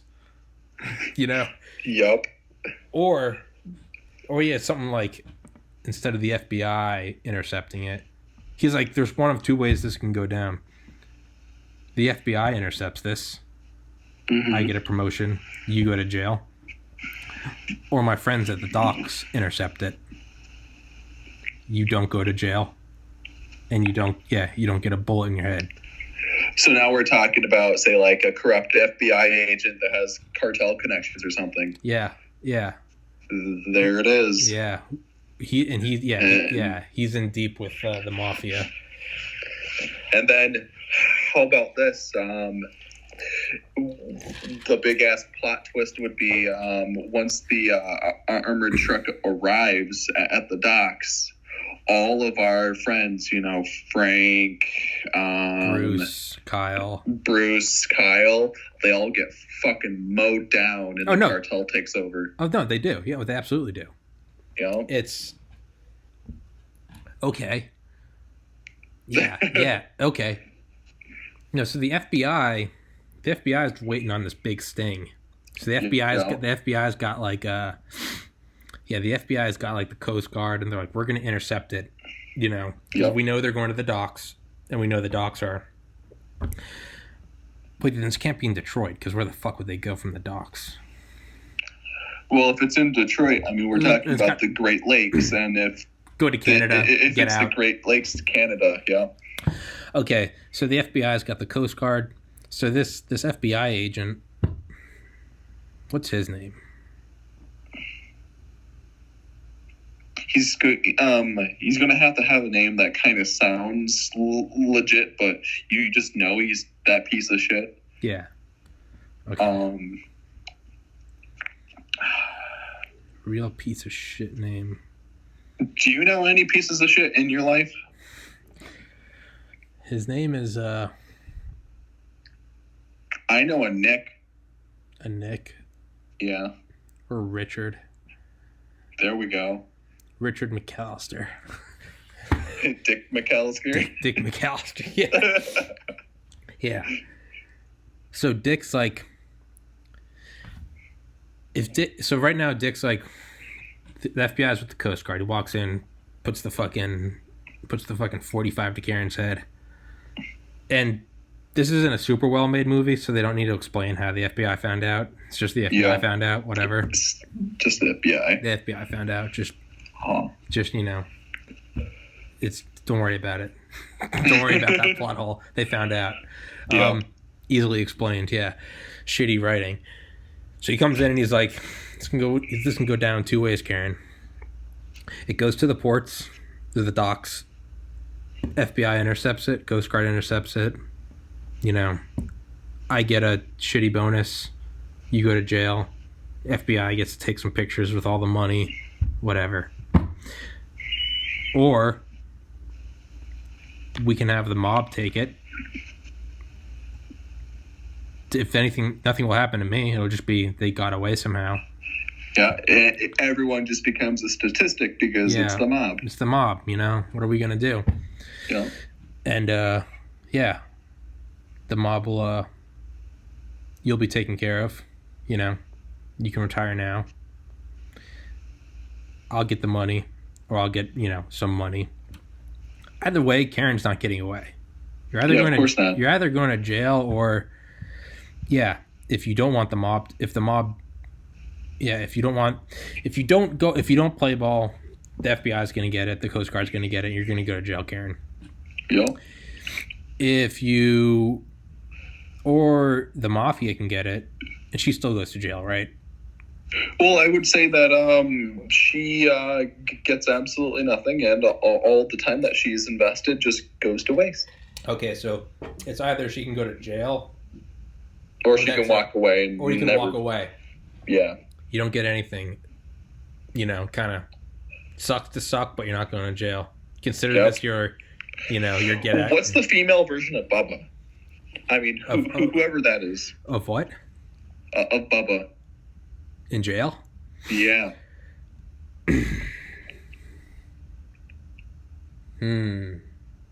don't think there is such a character, is there? I don't know. It'd be like Becca.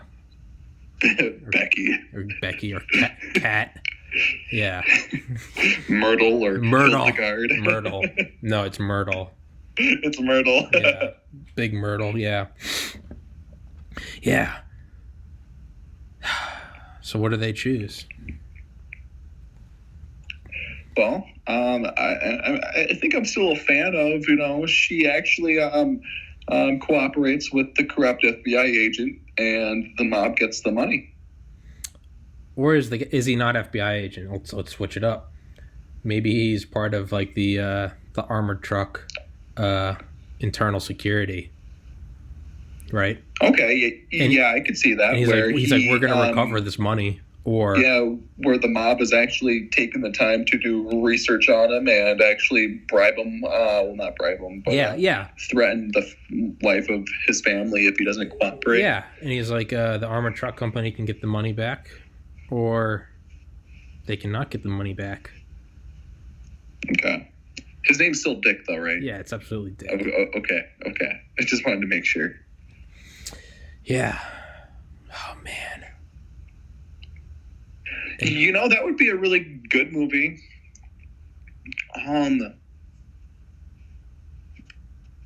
You haven't interviewed any directors or producers yet, have you? No, we need to get one. Okay, well, if I ever have any friends, or if I know a friend that knows a friend, I'll let you know. Because that would just be a great movie. Seriously. I would absolutely love... What'd you say? I couldn't hear you. What? Ice. Torque.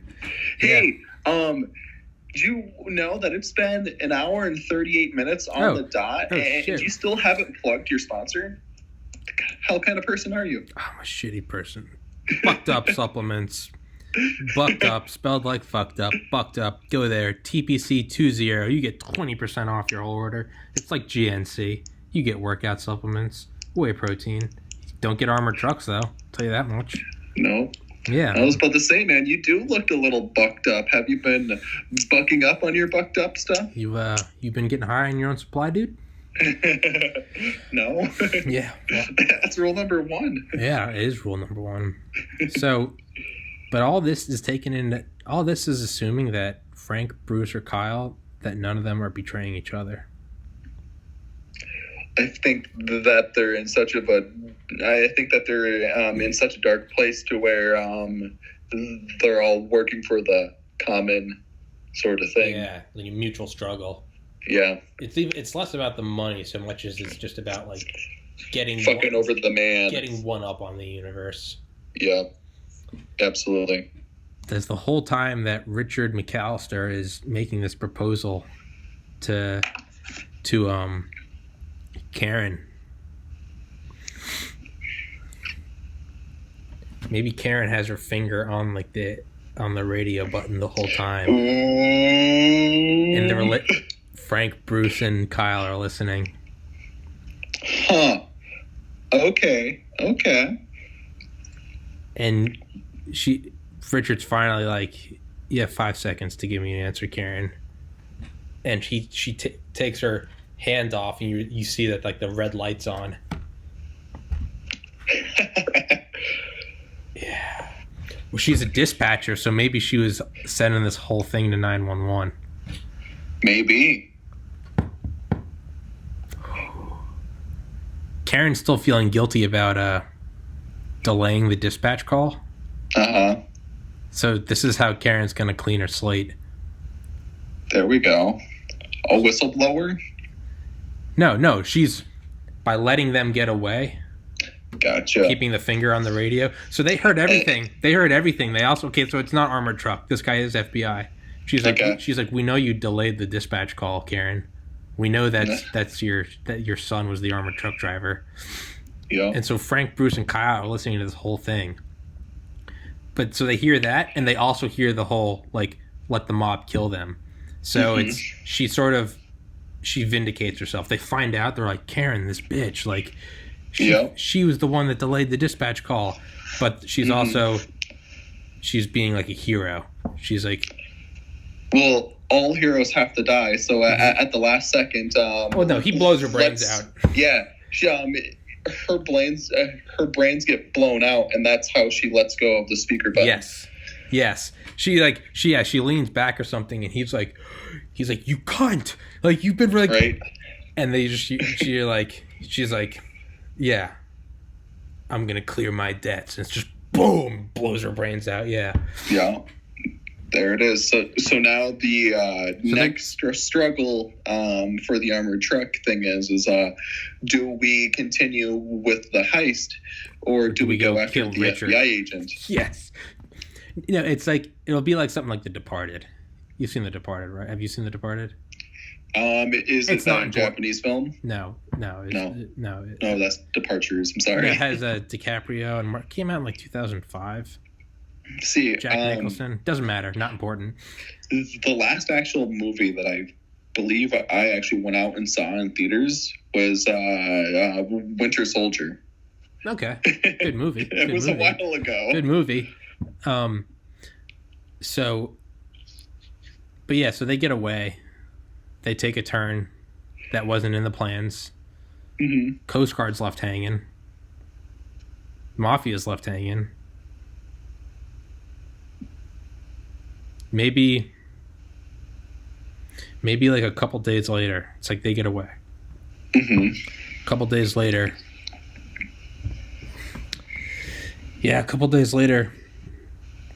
they drop like a duffel bag of money at like the mafioso's house.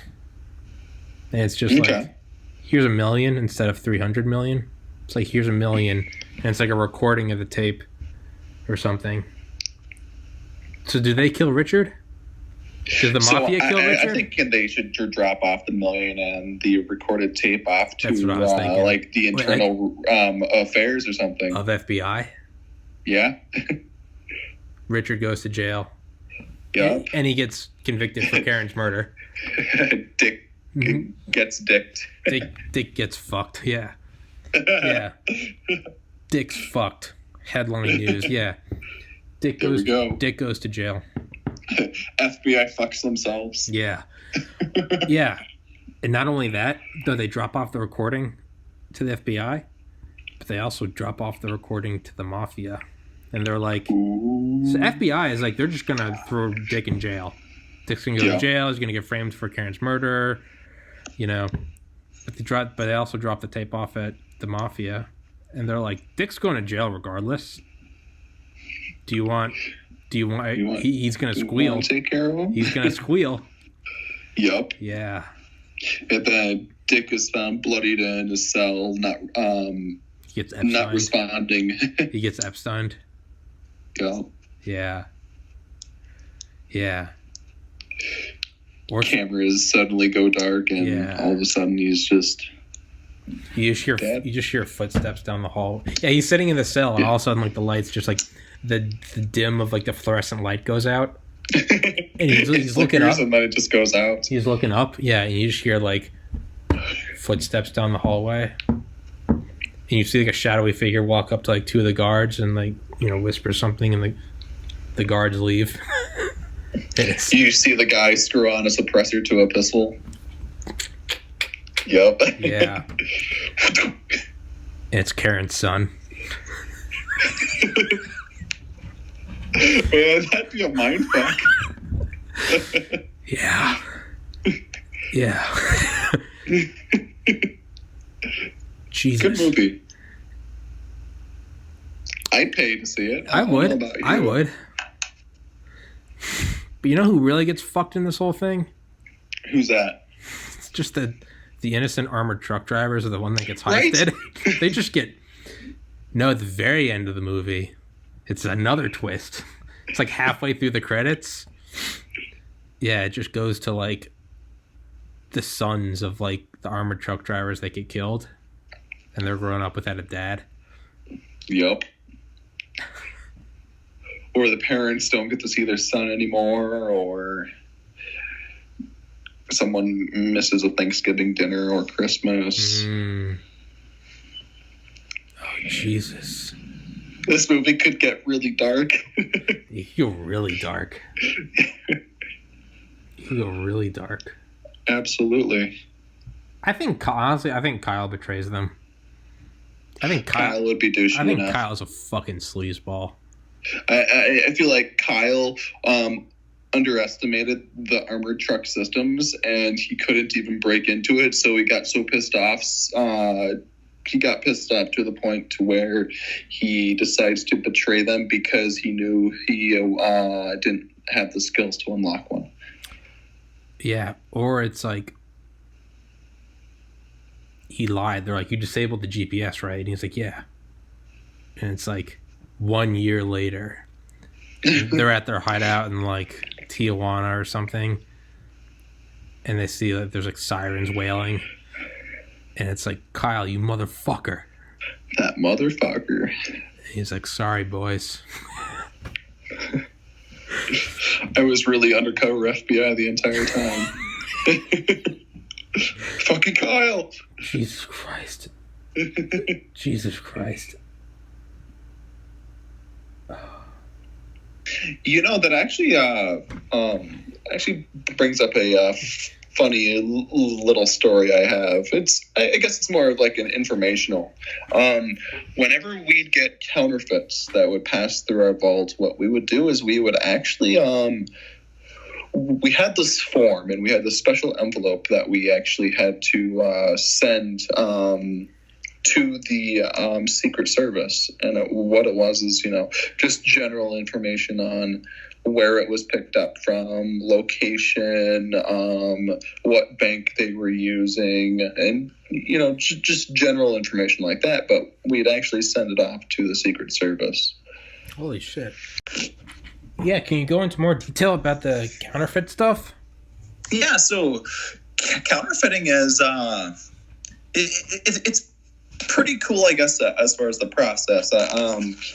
I used to, I didn't submit, but my supervisors submitted stuff to the Secret Service. It was just a form that we would, just put, what bank it was going to, what was the customer, and we would send it off to the Secret Service, and the Secret Service did stuff to it. They obviously filed it. But yeah, it was just some generic paperwork towards it. Mm-hmm. I've seen some pretty damn good counterfeits, man. Really? Like some of the stuff, like some of the counterfeits that you would see from like different countries that would try to fake some of our currency. Uh-huh. Some really damn good counterfeits. I only saw one $100 bill that the ink just kind of looked just a little off. The feel of the paper was great. The watermarks were great. It even had the strip. Oh, shit. But the ink was just a little off. And when I mean off, I meant it was just a little smudged at the bottom of the portrait. It was just the border at the bottom of the portrait of Benjamin Franklin kind of seemed like it continued where it shouldn't. And that was really it. I mean, you'd put it up under a microscope and you'd see all the security features and everything. But it was just a little off. That was a really good counterfeit. However, the counterfeits that always made it through cashiers, it would be the technique of bleaching a $10 bill and then printing a 100 on it. So you would still have the strip, you'd still have the watermark. And you'd have the feel. Yeah, specifically the feel. The feel is a big thing. Yeah. People specifically look at, it's first the feel, and then it's the look, and then it's the watermark. It honestly goes in that order. I mean, if you can fake the feel first and then the look, typically people don't necessarily look at the watermark when they should. Some of the counterfeits that I've seen was a $100 bill, but it had a Hamilton watermark. It was really cool. Yeah. Oh, shit. Yeah. But see, the cool thing is the Secret Service actually can tell you what kind of printer printed the counterfeit bill, because there's a list of printers that can do it.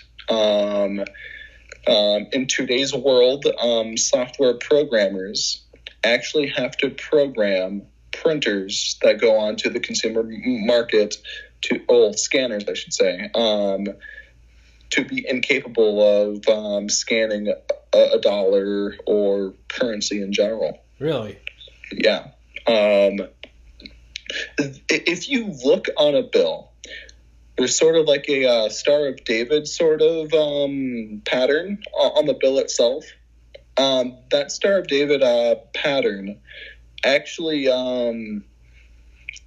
it's not encoded, but the scanners recognize that pattern and automatically know that it is some form of currency, and you'll get an error on your computer saying cannot scan said item because it is blocked by like the Department of Treasury or something like that.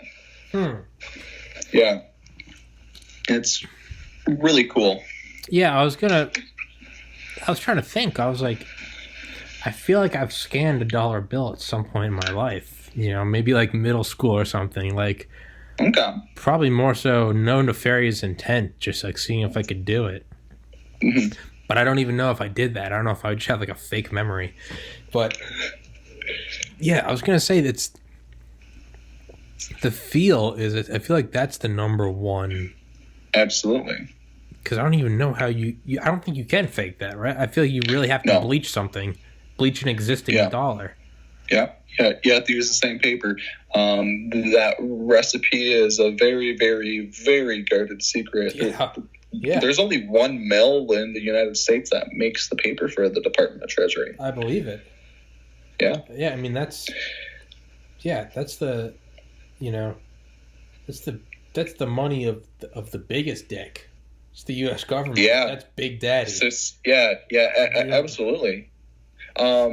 Even the technique that they use to put that strip in to the bill is a guarded secret too. I could speculate, but in all actuality, I mean, the actual process kind of boggles my mind because they physically insert the strip into the paper. Oh, it's not print. It's yeah.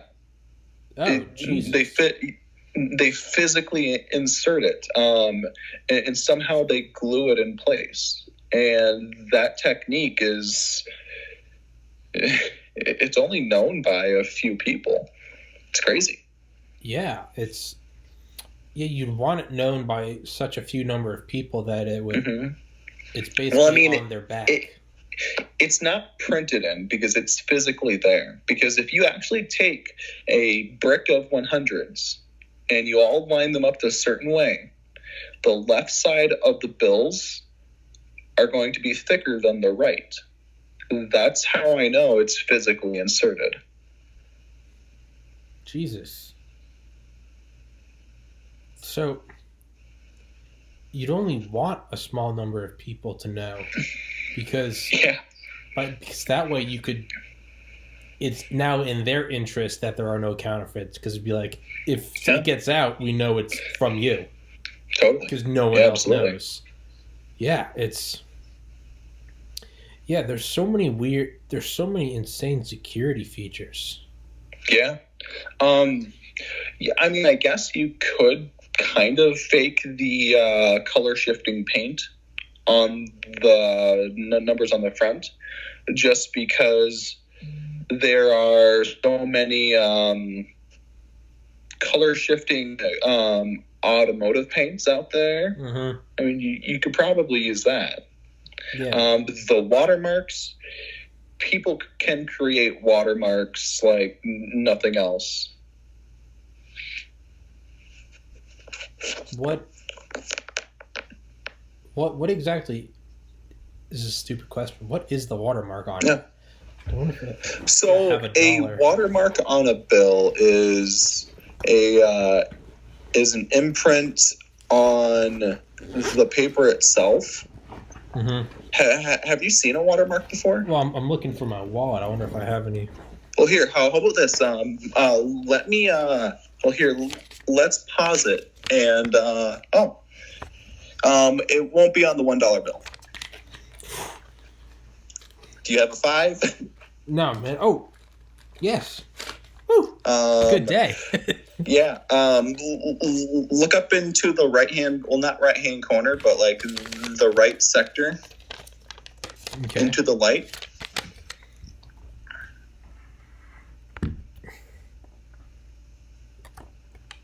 Oops. Nope. Oh. You see his face?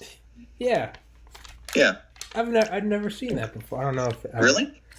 Well, if you haven't seen that, you can kind of. Oh yeah. Is it a 5 or is it his face? It's a 5. Or am I just? Oh, okay. Yeah, no, it's the exposure's all fucked up. Oh no, it's okay. Find the strip. If you actually look at the strip really carefully, you can actually see USA the number 5 printed onto the strip itself. Yeah, USA 5. Yep. Jesus. Oh, there's on the left side. There's some 5s in there too. Yeah. Holy shit. Try to fake that. Yeah. Yeah, I don't think you can. You can kind of see right there. I don't know if you. Oh yeah, yep. 5. Yeah, you can see it right there. There's the strip. Yep. Vertical line, and then I don't know if you can see it. But there's also on this side. Those are really hard to see. But there's 5s going down vertically. You can kind of see it right there.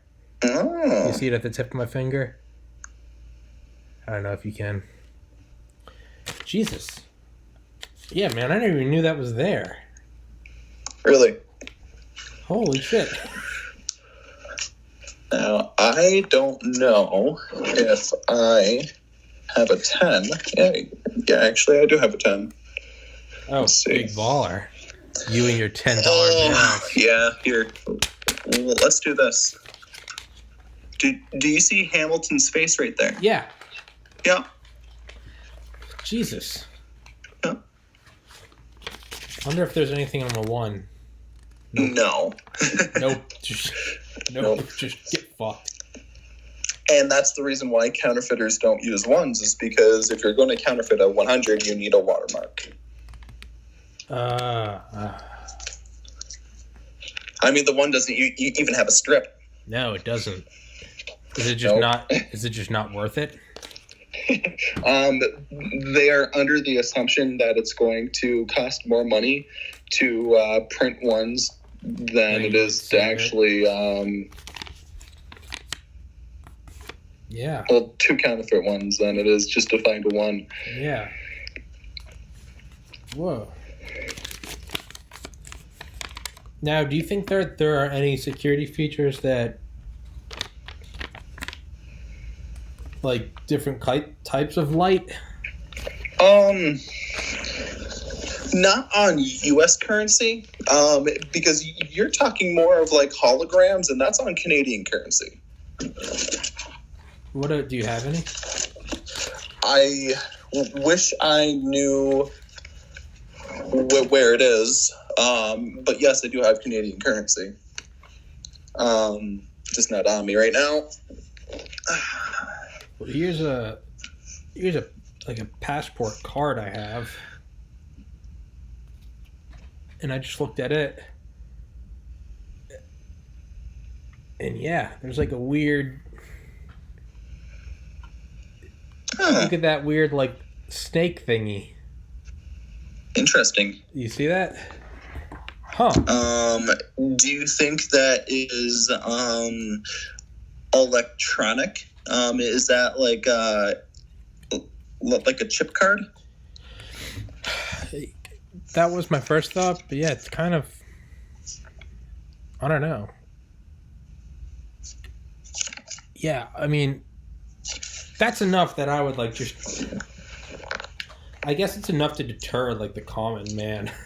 Like, yeah, it's just one glance at it, it's like, oh fuck that.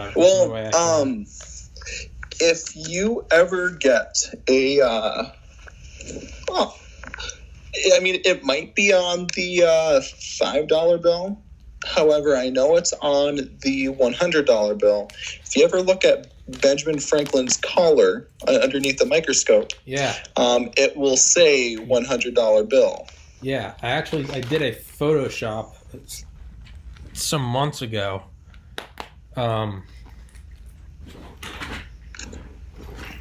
Yeah, and I had blown up on my iPad. I was just doing like a Photoshop of it, just making some weird shit. Uh-huh. And I was looking at like the 100 zoomed in for so long that I started to notice shit that I never would have seen before. Just like in his collar, it's like line art. At one point, the line, I mean, dude, it's microscopic. Is like one of the lines breaks and it just in a continuous loop, or it spells United States and then goes back to being a line. But there's just little tiny shit. Now, if you've ever watched a program on, I think it was the History Channel, like 10 years back, they actually had an episode on the Department of Treasury and actually how they engraved the plates. So, for example, the first master plates are hand engraved. Everything that you saw up underneath the microscope was done by hand. By, I think they said like 10 separate engravers.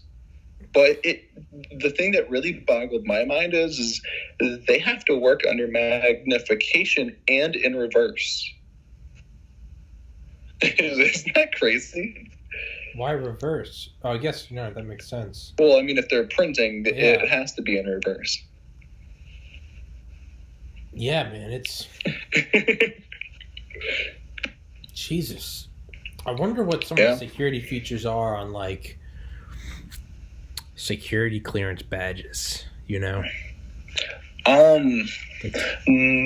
it's not a security clearance badge by any means, but my badge for the armored truck company certainly had a hologram on it.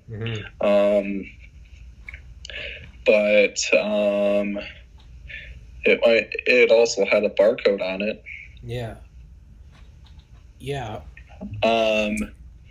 I know for a fact FBI credentials are actually top secret. Really? Yeah. You can't, like, the badge they flash? Yeah, well, not necessarily the badge, like their identification. Just because if someone knew the format of the badge itself, they could just print their own, I guess. I was actually told that by an ex-cop a while back. Maybe your viewers could fact check me, but for sure, that's what I was told. There's a show on like casinos I used to watch in like the early 2000s when I was in middle school. And it was counterfeit guys that they couldn't get away with counterfeiting US dollars.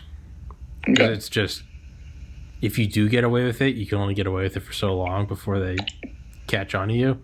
So they figured, take their skills. Actually, I was saying it was one guy. He figured take his skills, and he couldn't get away with like hundreds.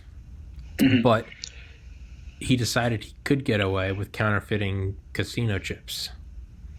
And so he took all of his time, and he actually successfully made like $10 or $20 million doing it. Eventually got busted. But yeah, it was like the weight of each one, and you could only get that weight. And there's also like when like the things like fell through like slots or something. Yeah. Like lasers would shoot through it, and you could see the composition. They used like different materials. There's like different clays in them, and they're like different composites. And he had to go through, and he had this like whole system set up at his house. And he would make these things, and he would go. You'd get like an escort, and it would be just they'd go to the casino, and it was here's last night's winnings, and they'd go and they'd purposely like lose some. Because I think you're allowed to bring chips in, right? Yeah. So they would go stay, and each casino was different. So he would hit up different casinos, and they would go get they'd stay there, and they'd purposely go and like spend a lot and lose a lot, and finally like let's cut our losses. And so the house really, there weren't as many red flags because it was just like. Whatever, business as usual. This dude just lost 150 grand. Whatever. This guy's clearly a baller. He's got 5 million in chips with him. Like he's got some dime piece, and he's just like, all right, let's go, honey. And they'd cash out. And I forget how I get caught. I mean, it must have just been like accounting. They would, they'd realize something's up. Yeah. They got more or less chips or something. Yeah. Yeah, man, maybe that's the way to go. Perhaps. I always thought if you had technical knowledge, why not just be hired by the customers of an armored truck company and take from them? I mean, it's certainly a lot safer. You're not getting as much, but I mean, you're still getting a few $1,000s. What do you mean?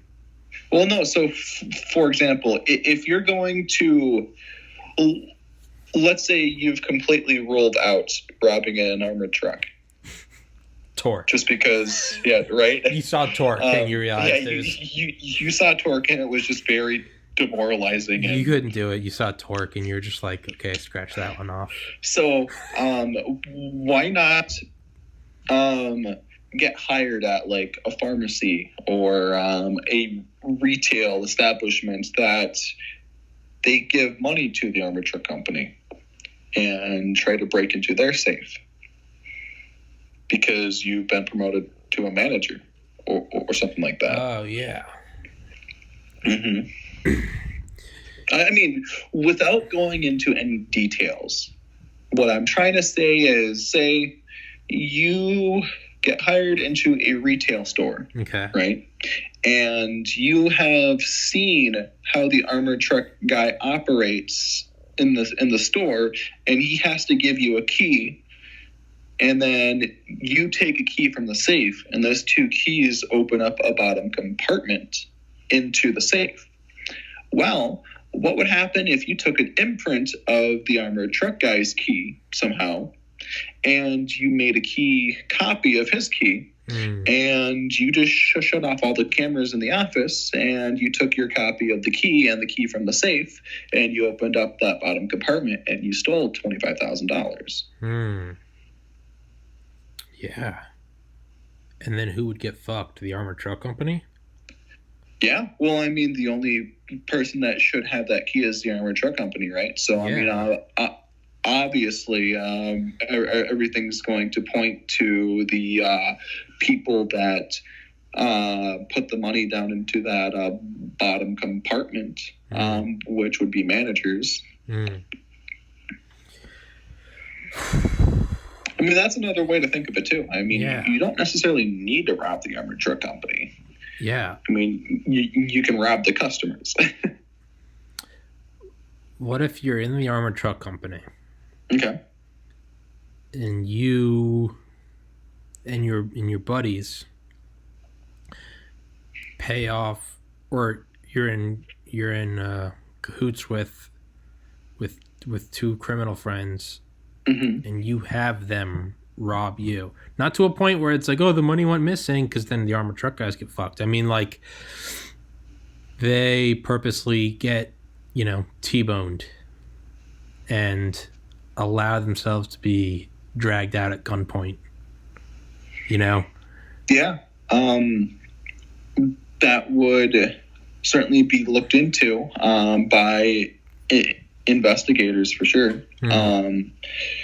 I mean, it would honestly come down to did anyone get shot or how authentic it looked, because I mean, keep in mind, these investigators were specifically hired by our armored truck companies because they specialized in armored truck investigations.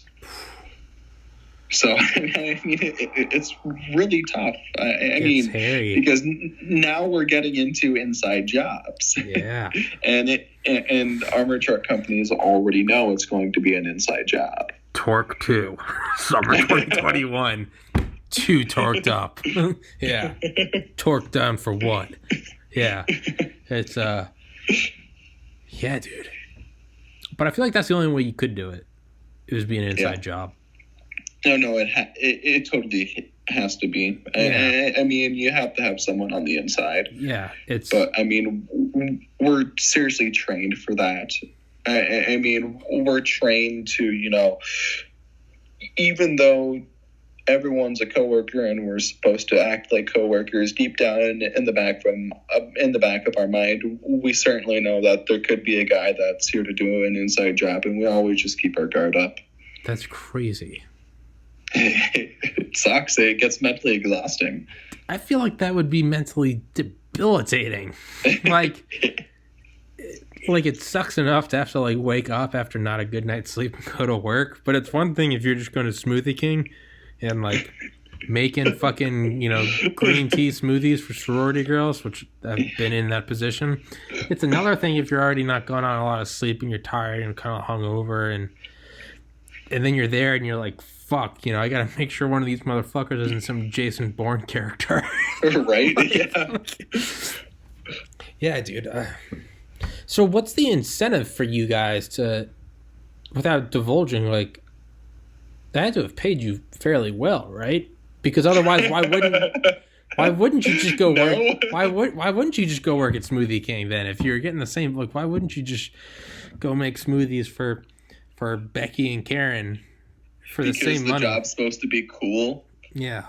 Actually, I think one of the bigger incentives of the job is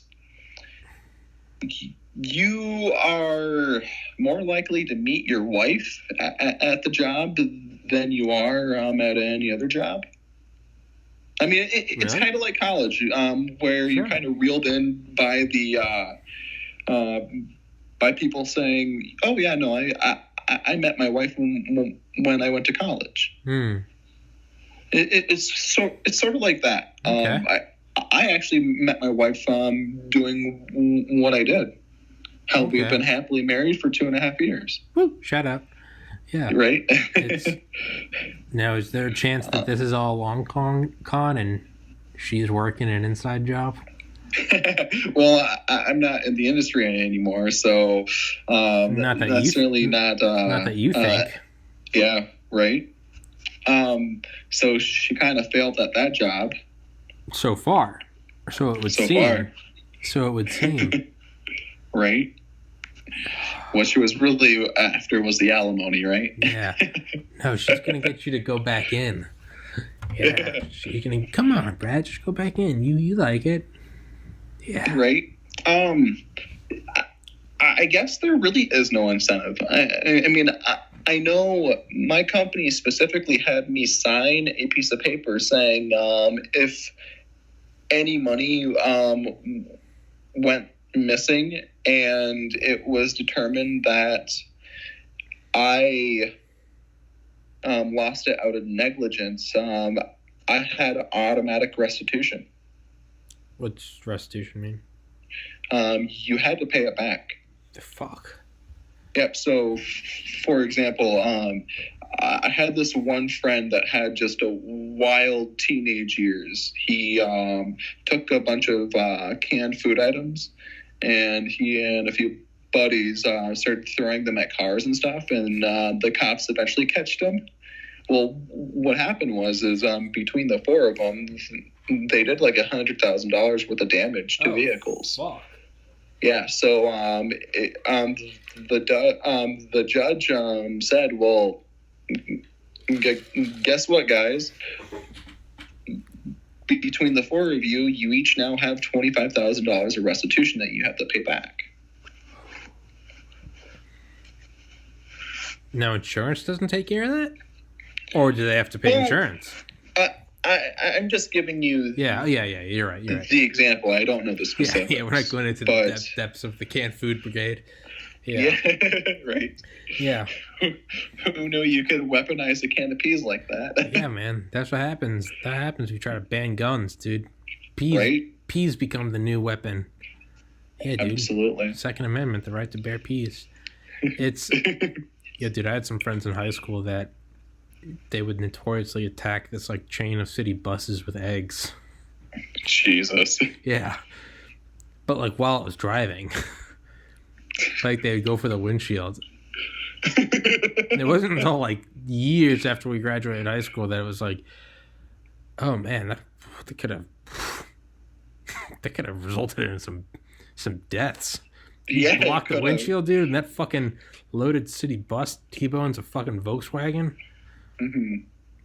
Yeah. I think one of the stupider things I did growing up was I lived in a town of like 5,000 people, and there was this overpass, but it was a railroad overpass that went over a highway, and a bunch of buddies and I decided that would be a great thing to do. And this was fall, like 10 at night. We'd wait for vehicles to come by, and we would steal these big trash bags full of leaves, and we'd throw them over the edge and just watch them explode right in front of cars. Dude, that would fuck a car up, dude. Well, it wouldn't hit it. It would just freak out someone. Well, that's what I mean. You don't have to get hit, dude. You got to swerve, and then you wrap around a tree, and now it's, okay. Yeah, well, see, that was just some of the young and dumb things I did. I mean, looking back on it now, I mean, what would happen if there was like a cinder block in one of those things and you throw it down and just cause a crazy car crash, man? Shit, dude. Me and my friends, we were seniors in high school, dude. There was like the senior parking lot. It was separated from the rest. It was, no pun intended, it was seniority. You got to have your own parking lot. It was, let the older kids be the older kids. Mm-hmm. And we used to, we'd hang out there after school, and we had this big slingshot, and we would, like one person would hold each side of it. It was like a 3-person slingshot.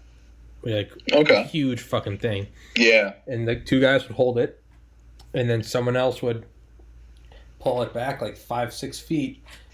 And you could just, early on it was just, shoot water balloons at the wall or whatever, or shoot, and then we got into like, we'd take these like clementines or oranges, and we'd shoot them point blank at like a metal, like a fence, like a chain link fence, just to watch it explode and go through. Yeah. And then we started shooting it at these like apartments, like across the street from the high school, and like nailing the walls, and they'd explode. And we finally got to the point where we turned and we'd shoot it onto I-85 going into Atlanta.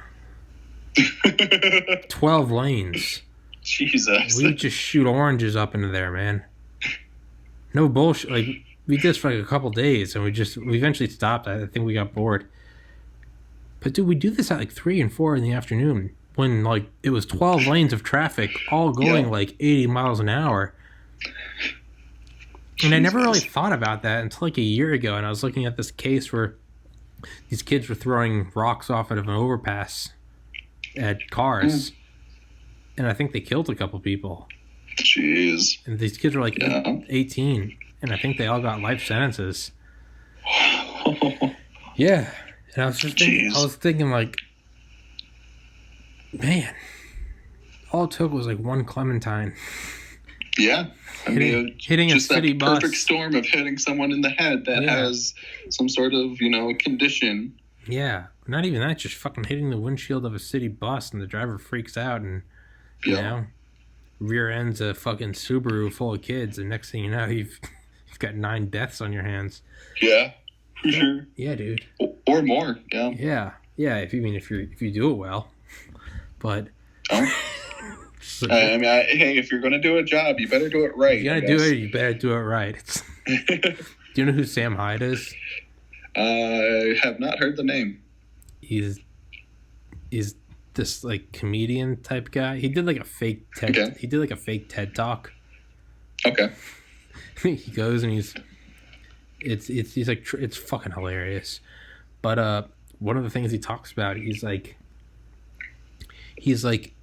good ideas with friends working together, you can do incredible stuff.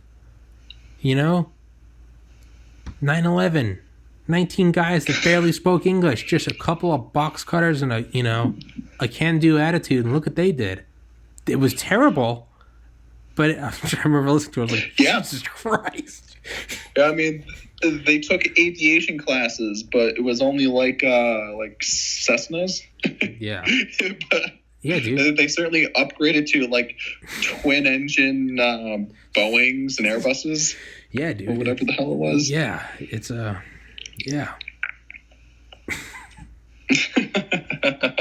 Wow. Yeah, it's fucked up, but yeah. So what other questions do you got for me, man? Oh, shit, yeah, I feel bad. We barely touched on armored trucks this episode. No, it's okay. Yeah, so how would you attack it with an explosive? Like, hold on. About 30 minutes left. Okay, that's fine. Yeah, dude, tell me whenever you gotta go. It's okay. Don't, because So I'll sit here and bullshit forever. Explosives. I'm going after an armored truck, and I already saw torque, and I realized that the more people involved, the less likely it's going to work. So I just go. I'm fresh back from Iraq. I saw a lot of explosives there, and now I'm like, all right, I'm just going to blow the fuck out of a truck right near the Canadian border, and I'm going to zippity-doo up there. And if it doesn't work out, it won't be my problem because I'll be dead soon. All right? Yeah. I would honestly say anywhere. I mean, once you get to the level of explosives, you just completely throw out any ballistic rating whatsoever. Really? Choose a door, choose underneath. I mean, choose a vent on the top, or even choose a door up front in the cab. You're going to get in. It's an explosive. What about something like what if you just got some like industrial pepper spray and you somehow managed to get on to the top? Okay, so what if I black paint it, right? Okay. Throw the black paint balloons or cans, and you're just like, you throw it in a park and you're like, all right, close the vent, but before the vents are closed, boom, just cloud of gas comes in. Well, I mean, if it's pepper spray, I mean, I've certainly had pepper spray before. You told me. It's just discomfort. It really sucks, but you're not going to die from it. I mean, I guess eventually you'll probably want to open the door, but that's exactly what the people on the outside want you to do. Yeah. So, I mean, are you better off dealing with the pepper spray and living, or getting out and dying? Okay, what if I... What about... I mean, because that's how I'm going to think of it. What about like a flamethrower?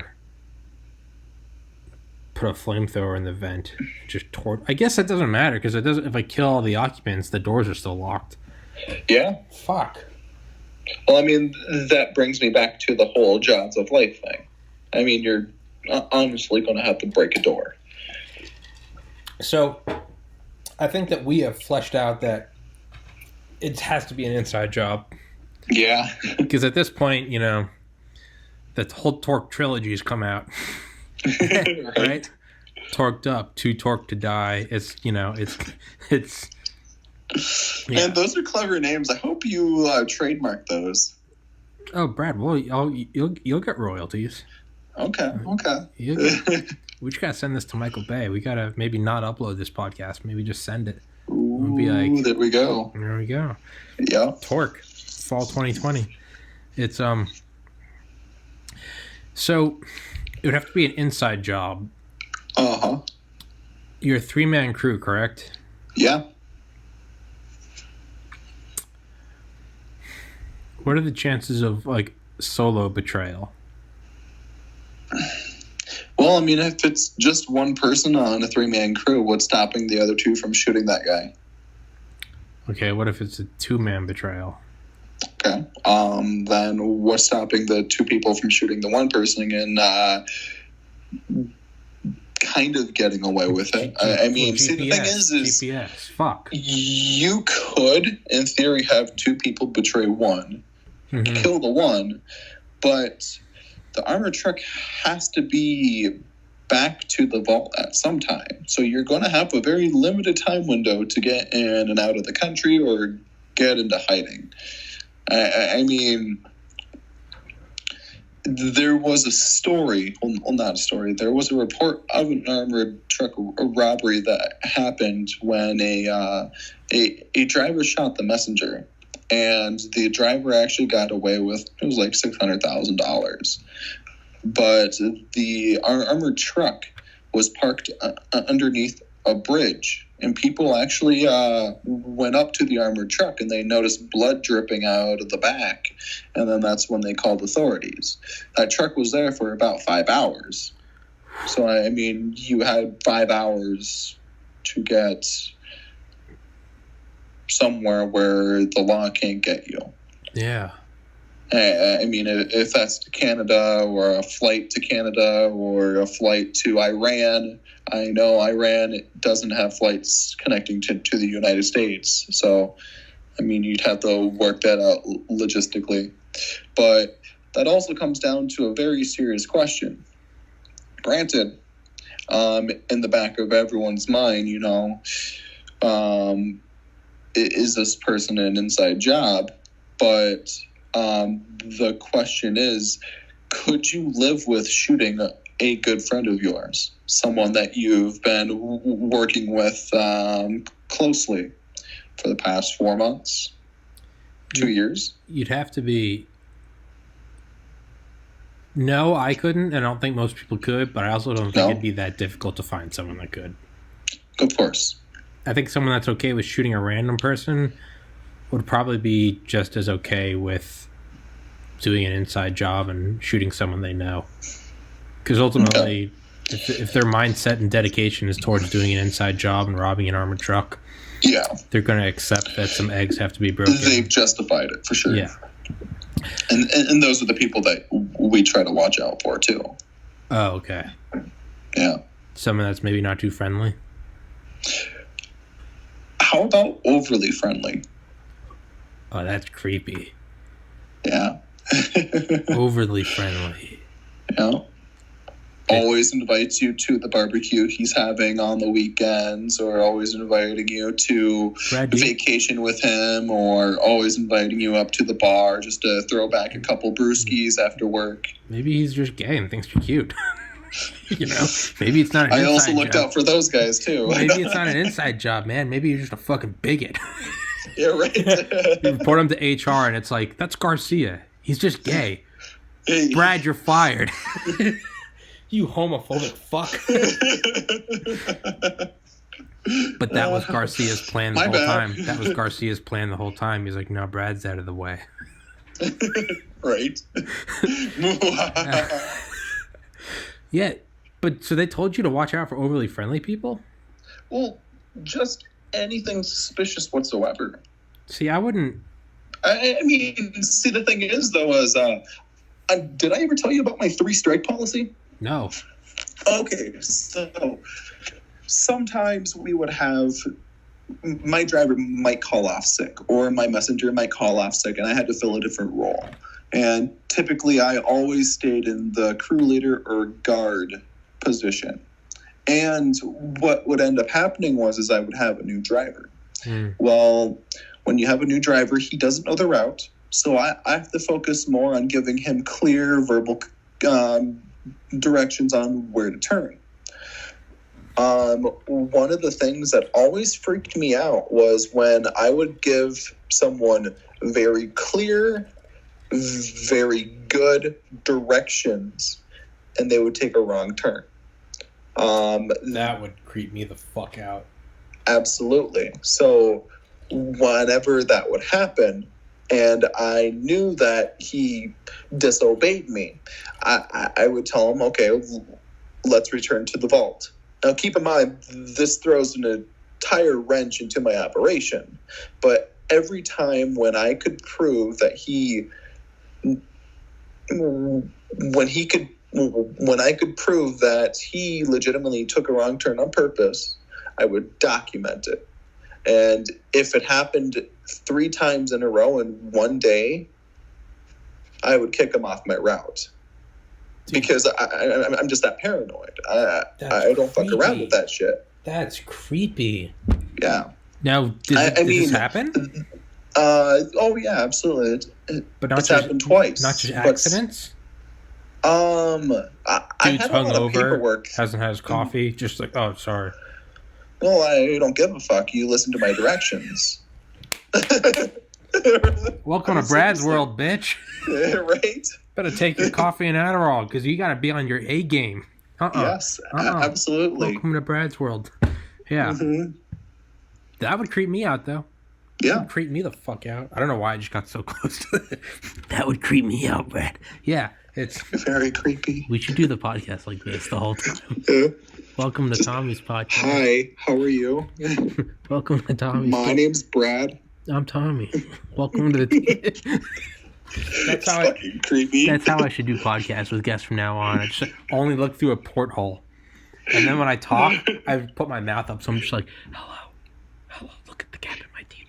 I think from now on, you should get one of those black ski masks. Like those like stereotypical rapper masks with like in a voice modulator, the face cut out. There we go. Welcome to Tommy Cash. So tell me about your time in Special Forces. Tell me about your time. Like, welcome to Tommy Cash. Oh, that's great. So you're a finger painter. Yes. So yeah, no, I three mean, strikes. Yeah, those situations were certainly one of those hand on your firearm moments. You know, not drawing it and pointing it at the driver, but it's just one of those moments where you just keep your hand on your gun just in case. Really? Yeah. Now, but I mean, because trust me, it's a very tense moment when you tell him to return to base, and he's like, "We're not even done." I'm like, "Okay, I don't give a fuck," because they kind of fight with you because they want to do their job, and they're confused on why you want to return back to the vault. And when you just give them the command, "Return to the vault now," and they do it. There's certainly some tension in the truck. Absolutely. So I mean, that's why you keep your hand on your gun just in case. Fuck that, dude. Fuck that. Now, can you then imagine the commotion from the back of the truck when the messenger figures out that you're returning back to the vault? I mean, sometimes, the bulkhead door is shut, and in those cases, I mean, the messenger's knocking on the door saying, "Hey, why are we off route?" Is he in communication with you? Can you tell him we're just going back to the vault, or is now he is Brad compromised? Well, and see, that's why it can be a precarious situation too, because sometimes if I can't communicate with the messenger, the messenger has to kind of trust my judgment. So now with this driver that you said turn, he didn't. Yeah, but he's already a driver for the company. Yeah, he does a different route normally, and you just so happen to be you're plucking him because you have to fill the gap. You have to fill the void. Mm-hmm. Is the fact that he's not already a driver for a company and been cleared, is that not enough? No. You just don't give a fuck. No, I'm with you. I'm with you. I'm just being the devil's advocate. Yeah. Yeah. Yeah. No, I honestly don't give a fuck. If I can prove that you clearly disregarded my command, we're going back to the vault.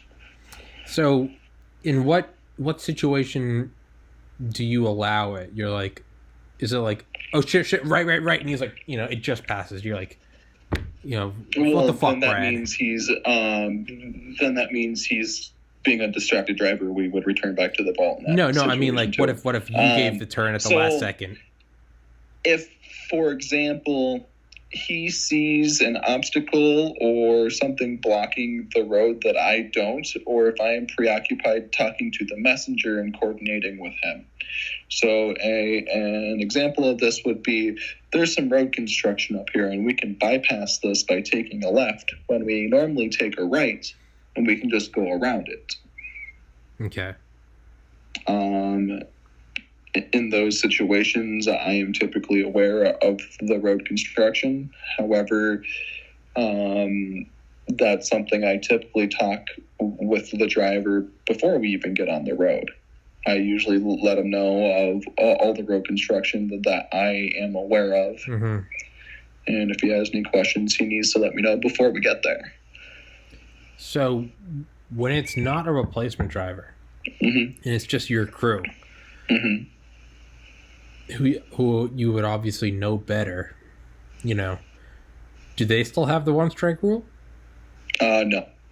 If it is the three of us, I have delegated certain powers to them. Like, for example, making those decisions about the road construction. However, when it's a new person, I absolutely take that shit away from them, and they're pretty much on probation at that point. I mean, I give them a 3-strike rule because I'm trying to compromise with my bosses. If I had my way, if it wasn't the three of us, our armored truck wouldn't operate. But that obviously can't happen because, you know, I mean, clients need money. And would you ever get suspicious of the guy that called in sick? Is he working with your replacement driver? I would honestly hope not. I mean, I guess there's no real way for me to prove it. The paranoia. But see, the thing is when I created my crew for the armored truck company, keep in mind, I mean, this was like a 3-year process of creating this crew. And it was literally just cycling through everyone through the branch to figure out who I wanted or who I knew I could at least put a little trust in. I mean, if someone said that they were going to call off sick, they certainly made a call to me, letting me know the day before that they were going to call in. Okay. So it's just... It's actually kind of funny because I actually knew about most of my crew's call-ins before my supervisor even did. Yeah. Yeah, no, it makes sense from what you're talking about. It's... So, but yeah, I'm sort of fixated on that idea of like, you tell them to make a turn and they don't, and you're like, go back to the vault. And yeah, they want to do their job, so that the tension is probably like, dude, it was an accident. Like, you just go back to the vault. No, and see, I mean, like I said, I've had that happen a couple of times, and legitimately, all you do is you turn your body towards the driver, obviously hand on the firearm, and if they ask any questions, you let them know the truth. And the truth is I honestly don't trust you, and if you make any wrong moves, you're liable to be shot. Now go back to the vault. So you turn to him? Yeah, because so you turn in your seat? Yeah, well, yeah, you turn in your seat. I mean, it's just like how you would turn your body kind of sideways towards a driver if you're the passenger. Yeah. Yeah. Okay. And all you do is you just stare at him. I mean, that's it. I mean, in the worst case, the only thing I can think of a driver could do at that point is try to, you know, steer the armored truck into a wall or something. Yeah. But, I mean, at that point, I've pretty much anticipated that. I mean, it can get pretty tense, but you just... See, that's when I quit and I just go work for Smoothie King. It's when I'm going. No, so make an XL green latte. Yeah. Right. That's when you work at Starbucks. Yeah, that's when you just say fuck this job. Yeah, no, but both of those people that it happened to, I mean, they quit the following week. Ooh. So maybe they're like covers blown. Well, see, the thing is it might have been a cover blown, or it could just be the fact of, oh God, I have to go back on Brad's truck again, or I mean, welcome to the Thunderdome. Yeah, welcome to the Thunderdome, bitch. Yeah, welcome to Brad's world, motherfucker. Yeah. Jesus, dude. Yeah. That's so. Like, how clear are the directions when you guys are? So, are you just like in a quarter of a mile, you will be turning left on this road. Yes. At Smith Drive, up here. Yeah. Right past the red building. You're turning. In a half a mile, turn right on Thomas Street. In a quarter mile. The next street is on Thomas Street. Turn right there. You will be turning. This is Thomas Street. Turn. You didn't. So do you even say you didn't turn? You just say go back to the vault. Yes. It's you missed the turn. Return to base. Yes. Hand on hip. Yes. and he's. You don't draw it? No. You don't, because in my state, there's no such thing as a brandishing law. No matter what, if you pull a firearm, it's not brandishing in my state. It's actually assault with a deadly weapon, no matter what. Okay. So if you pull a firearm, you have to be damn sure that you can justify assault with a deadly weapon. But the thing is you maybe could. I could, but could I justify that to a jury of my peers that have no idea about the armored car industry? That's the challenging part. But yeah, no, I mean, you turn to the driver and you observe his demeanor the entire way back to the vault.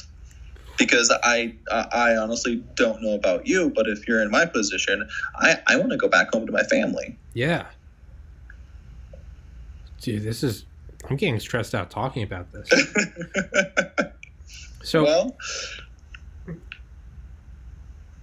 And do you ever tell them that, hey, you are liable to be shot? Did you ever have to voice that command, or is it understood, or... I have never told the driver that specifically. However, in the reports that I've written to my supervisors, I've specifically said that.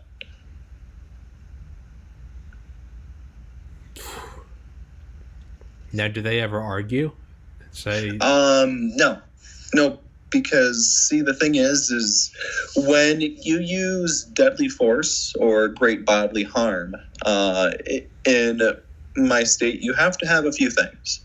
You have to have IOMA. It's IMOA. Intent, opportunity, means, and ability. If you can prove all of those, then you can shoot someone. So what is their intent? Okay, well, their intent is they're trying to steal the money. Mm-hmm. What's their opportunity? They're driving. What is their means? Well, their means is they want to crash the armored truck to disable both the messenger and I to get to the money. And what is their ability? Well, their ability is they were hired by the armored truck company. Okay. I mean, you need to be able to really justify this. I mean, keep in mind, taking someone's life is a very, very serious thing. It's something I dreaded and never looked forward to. Would it stop me? Absolutely not. But it is a very, very serious thing. It's nothing anyone looks forward to. But you need to be able to justify taking someone's life. Have I ever told them that they're liable to be shot? No. The reason why is because that could be misconstrued as a threat. Yeah. Yeah. However, it was something that I put in my report because at that point I could have stated that I was in fear for my life and the life of the messenger and back. Interesting, huh? No, yes, but it's scary. Yes, it's interesting. Yeah, it is. Yeah, it's definitely interesting. That was the wrong choice of words to say no. Oh, interesting. Okay. Definitely. God, dude, that's gotta wind you up. Fucking. It's gotta make you tense. One thing I did forget to mention on top of the IAOMA, I forgot the acronym. The IOMA. You have to have something that is preclusion. Preclusion is pretty much, do you think he's going to commit an act that you know is going to be worse than the outcome of you not reacting? Does that kind of make sense? Yes. Is it worth it? Yeah. Absolutely. The best example I can think of is preclusion is if someone is pointing a gun at you, are you going to draw a weapon and try to just take the bullet and shoot him? Or are you just going to not draw your firearm and just let him shoot you? I mean, keep in mind, everyone on my team did wear body armor. That was one of my requirements. But not on the head. Correct. No. You never wanted a helmet and an armored truck. Why's that? Well, why? What would happen if you crashed at 50 miles per hour? That's 5 or 6 pounds on your head that could jar your neck. Maybe have it on the ground or in some container, and then when you get out... I'm a complete advocate of helmets outside of the armored truck. Yeah, so that's what I mean. You get it, your park, clip. Now we're getting I just never had the money to actually buy one, though. I mean, they're like $600, man. Yeah. Dude, I'm sorry. I'm just stuck on this. I'm just stuck on this idea of like the tenseness. Yeah. Man, it was thicker than pea soup. We was closer than peas and carrots. Yeah. So what happened if the dude was just? What if he said like, "No, Brad, you're overreacting. We're going to the place." Then that's when you give him clear instructions to return to the vault now, and remind him that I'm the absolute authority in the truck. Is the hand any more clearly on the hip now? No, because that could also be misconstrued as a threat. Could you verbally, because you can't draw it because you said there's no brandishing, it's just assault. Mm-hmm. Could you verbally inform him in case he is unaware that your hand is on your firearm? I would actually not do any of that. I would tell him, as your direct supervisor, you do not disobey me. You are returning to the vault right now. And what if this guy is just like a Frank or a Bruce, and he's just at the end of his rope, and he's just like, dude, well, it was then an accident. That's when you call the authorities and report an armored truck robbery in progress. Okay. Fuck. Because obviously they've just hijacked an armored truck because they're disobeying your commands. So at what point do you just put a fucking round through his head? If he goes to reach for his firearm. Oh.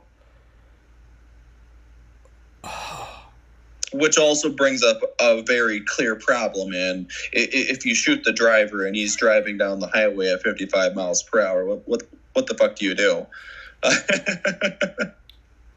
Well, hope to God you have your helmet on. Yeah, right. Yeah. Luckily, it's never gotten to that point. That's when you realize they're filming I'm Torque a very 2. persuasive person when I need to be. I believe it. No, you definitely have a sincerity about you. Now, at what point does he wonder, can Brad be trusted? And see, that is actually a really good question, because when it comes to the position that I was in, I mean, I was a crew leader. That was actually the ultimate spot of trustworthiness for someone in an armored truck. If there was anyone you needed to trust, that was me. Could it be a position of where you could do some pretty weird and pretty wacky things to try to get away with an armored truck robbery? Absolutely. Well, yeah, if anyone, it would be you. Yeah, but see, the thing is that's the reason why crew leaders retired as crew leaders. I mean, it was really hard to become a crew leader. I mean, it took me a good 1.5, 2 years just to prove my trustworthiness. I mean, it almost has to get personal before you can actually get into that job. I remembered one of the ways that I proved my trustworthiness to one of my supervisors was, it was a weekend. It was in the dead of winter. And keep in mind, my supervisor's salary. And what happened was all the routes were back. I was the first one back, but I asked him if I could do a little overtime. And I helped him check in all the routes to make sure all the bags were good and sealed and everything was fine. When I punched out, he actually grabbed a snow shovel and started shoveling the sidewalk. I honestly could have left and just called it a day, but instead I rolled up my sleeves and I helped him shovel the sidewalk so he could get out of work twice as fast. It's small things like that. I mean, you kind of have to show like a physical and mental investment into the company. Yeah. And that's not something you can just walk into the operation manager's office and say, hey, I want to be a crew leader. Because guess what? You're now never going to become a crew leader. Yeah, I was going to say, that's hey, I really want to be in charge. Yeah, it's like, okay, no. Yeah, red flag. No, you're not. You'll become a messenger, and that is it. Now, someone like me, if they ever saw either of these podcasts, would they just be like, Tommy cannot be a crew leader? My questions are too absurd. Where would you blow it up? Where would you T-bone it? Would you stuff the gas pipe? Or exhaust pipe? 50 BMG through the forehead. Remove the head of the driver. Like, have I sunk my career in money delivery? Not if you delete the podcasts. That would show more intent. Because if I really wasn't guilty, I'd be like, dude, it was a fucking podcast. But I feel like if I deleted the podcast, now it's like, what tracks are you covering? Why does he want to be a crew leader so badly? An integrity case there. Yeah, it'd be like, well, why does he want to be a crew leader so badly? He's now willing to delete his podcast. Yeah, right. All right, dude. To be continued? To be continued, unless you want a part 3. Well, no, that's what I mean. Yeah, absolutely. What the fuck else did you think I'd mean by to be continued? I thought you were still going on about the movie. No. Oh no, well that too. But no, I was just gonna say because I mean, yeah, I'm trying to wrap it up because you said another half hour. So you definitely got to come back on again, man, because we went off into the weeds for a bit. But yeah, I know we went down to the rabbit hole for a while. Dude. But I enjoy that, man. You know, it's it's if every podcast is a direct interview, like that gets right, that wears on you because it's like, okay, now it's not for fun. Now it's like, now I have to produce an interview. But if it's just like having on Brad and 10 minutes in, it's like Torque, directed by Michael Bay. Like, that's fun, man. I enjoy that. It's a nice. That's awesome. Torque's coming out though. Dude, I feel like it needs to. Torque, directed by Michael Bay, Mark Wahlberg, Steve Buscemi, Terry Crews. I think those. I think that's a group made in heaven, man. Tommy Lee Jones is Richard McAllister. Yep. Yeah, I don't know who Karen is though. Me neither. Huh. All right, man. Well, on that note. On that note. Yeah, on that, hey, tune in next time if you want to hear more about Torque, Torque 2, Too Torque to Die, and Torqued Up. All right, Tom. Brad, I appreciate it, dog. Hey, absolutely. Let me know when you stop recording. Oh, yeah. So, And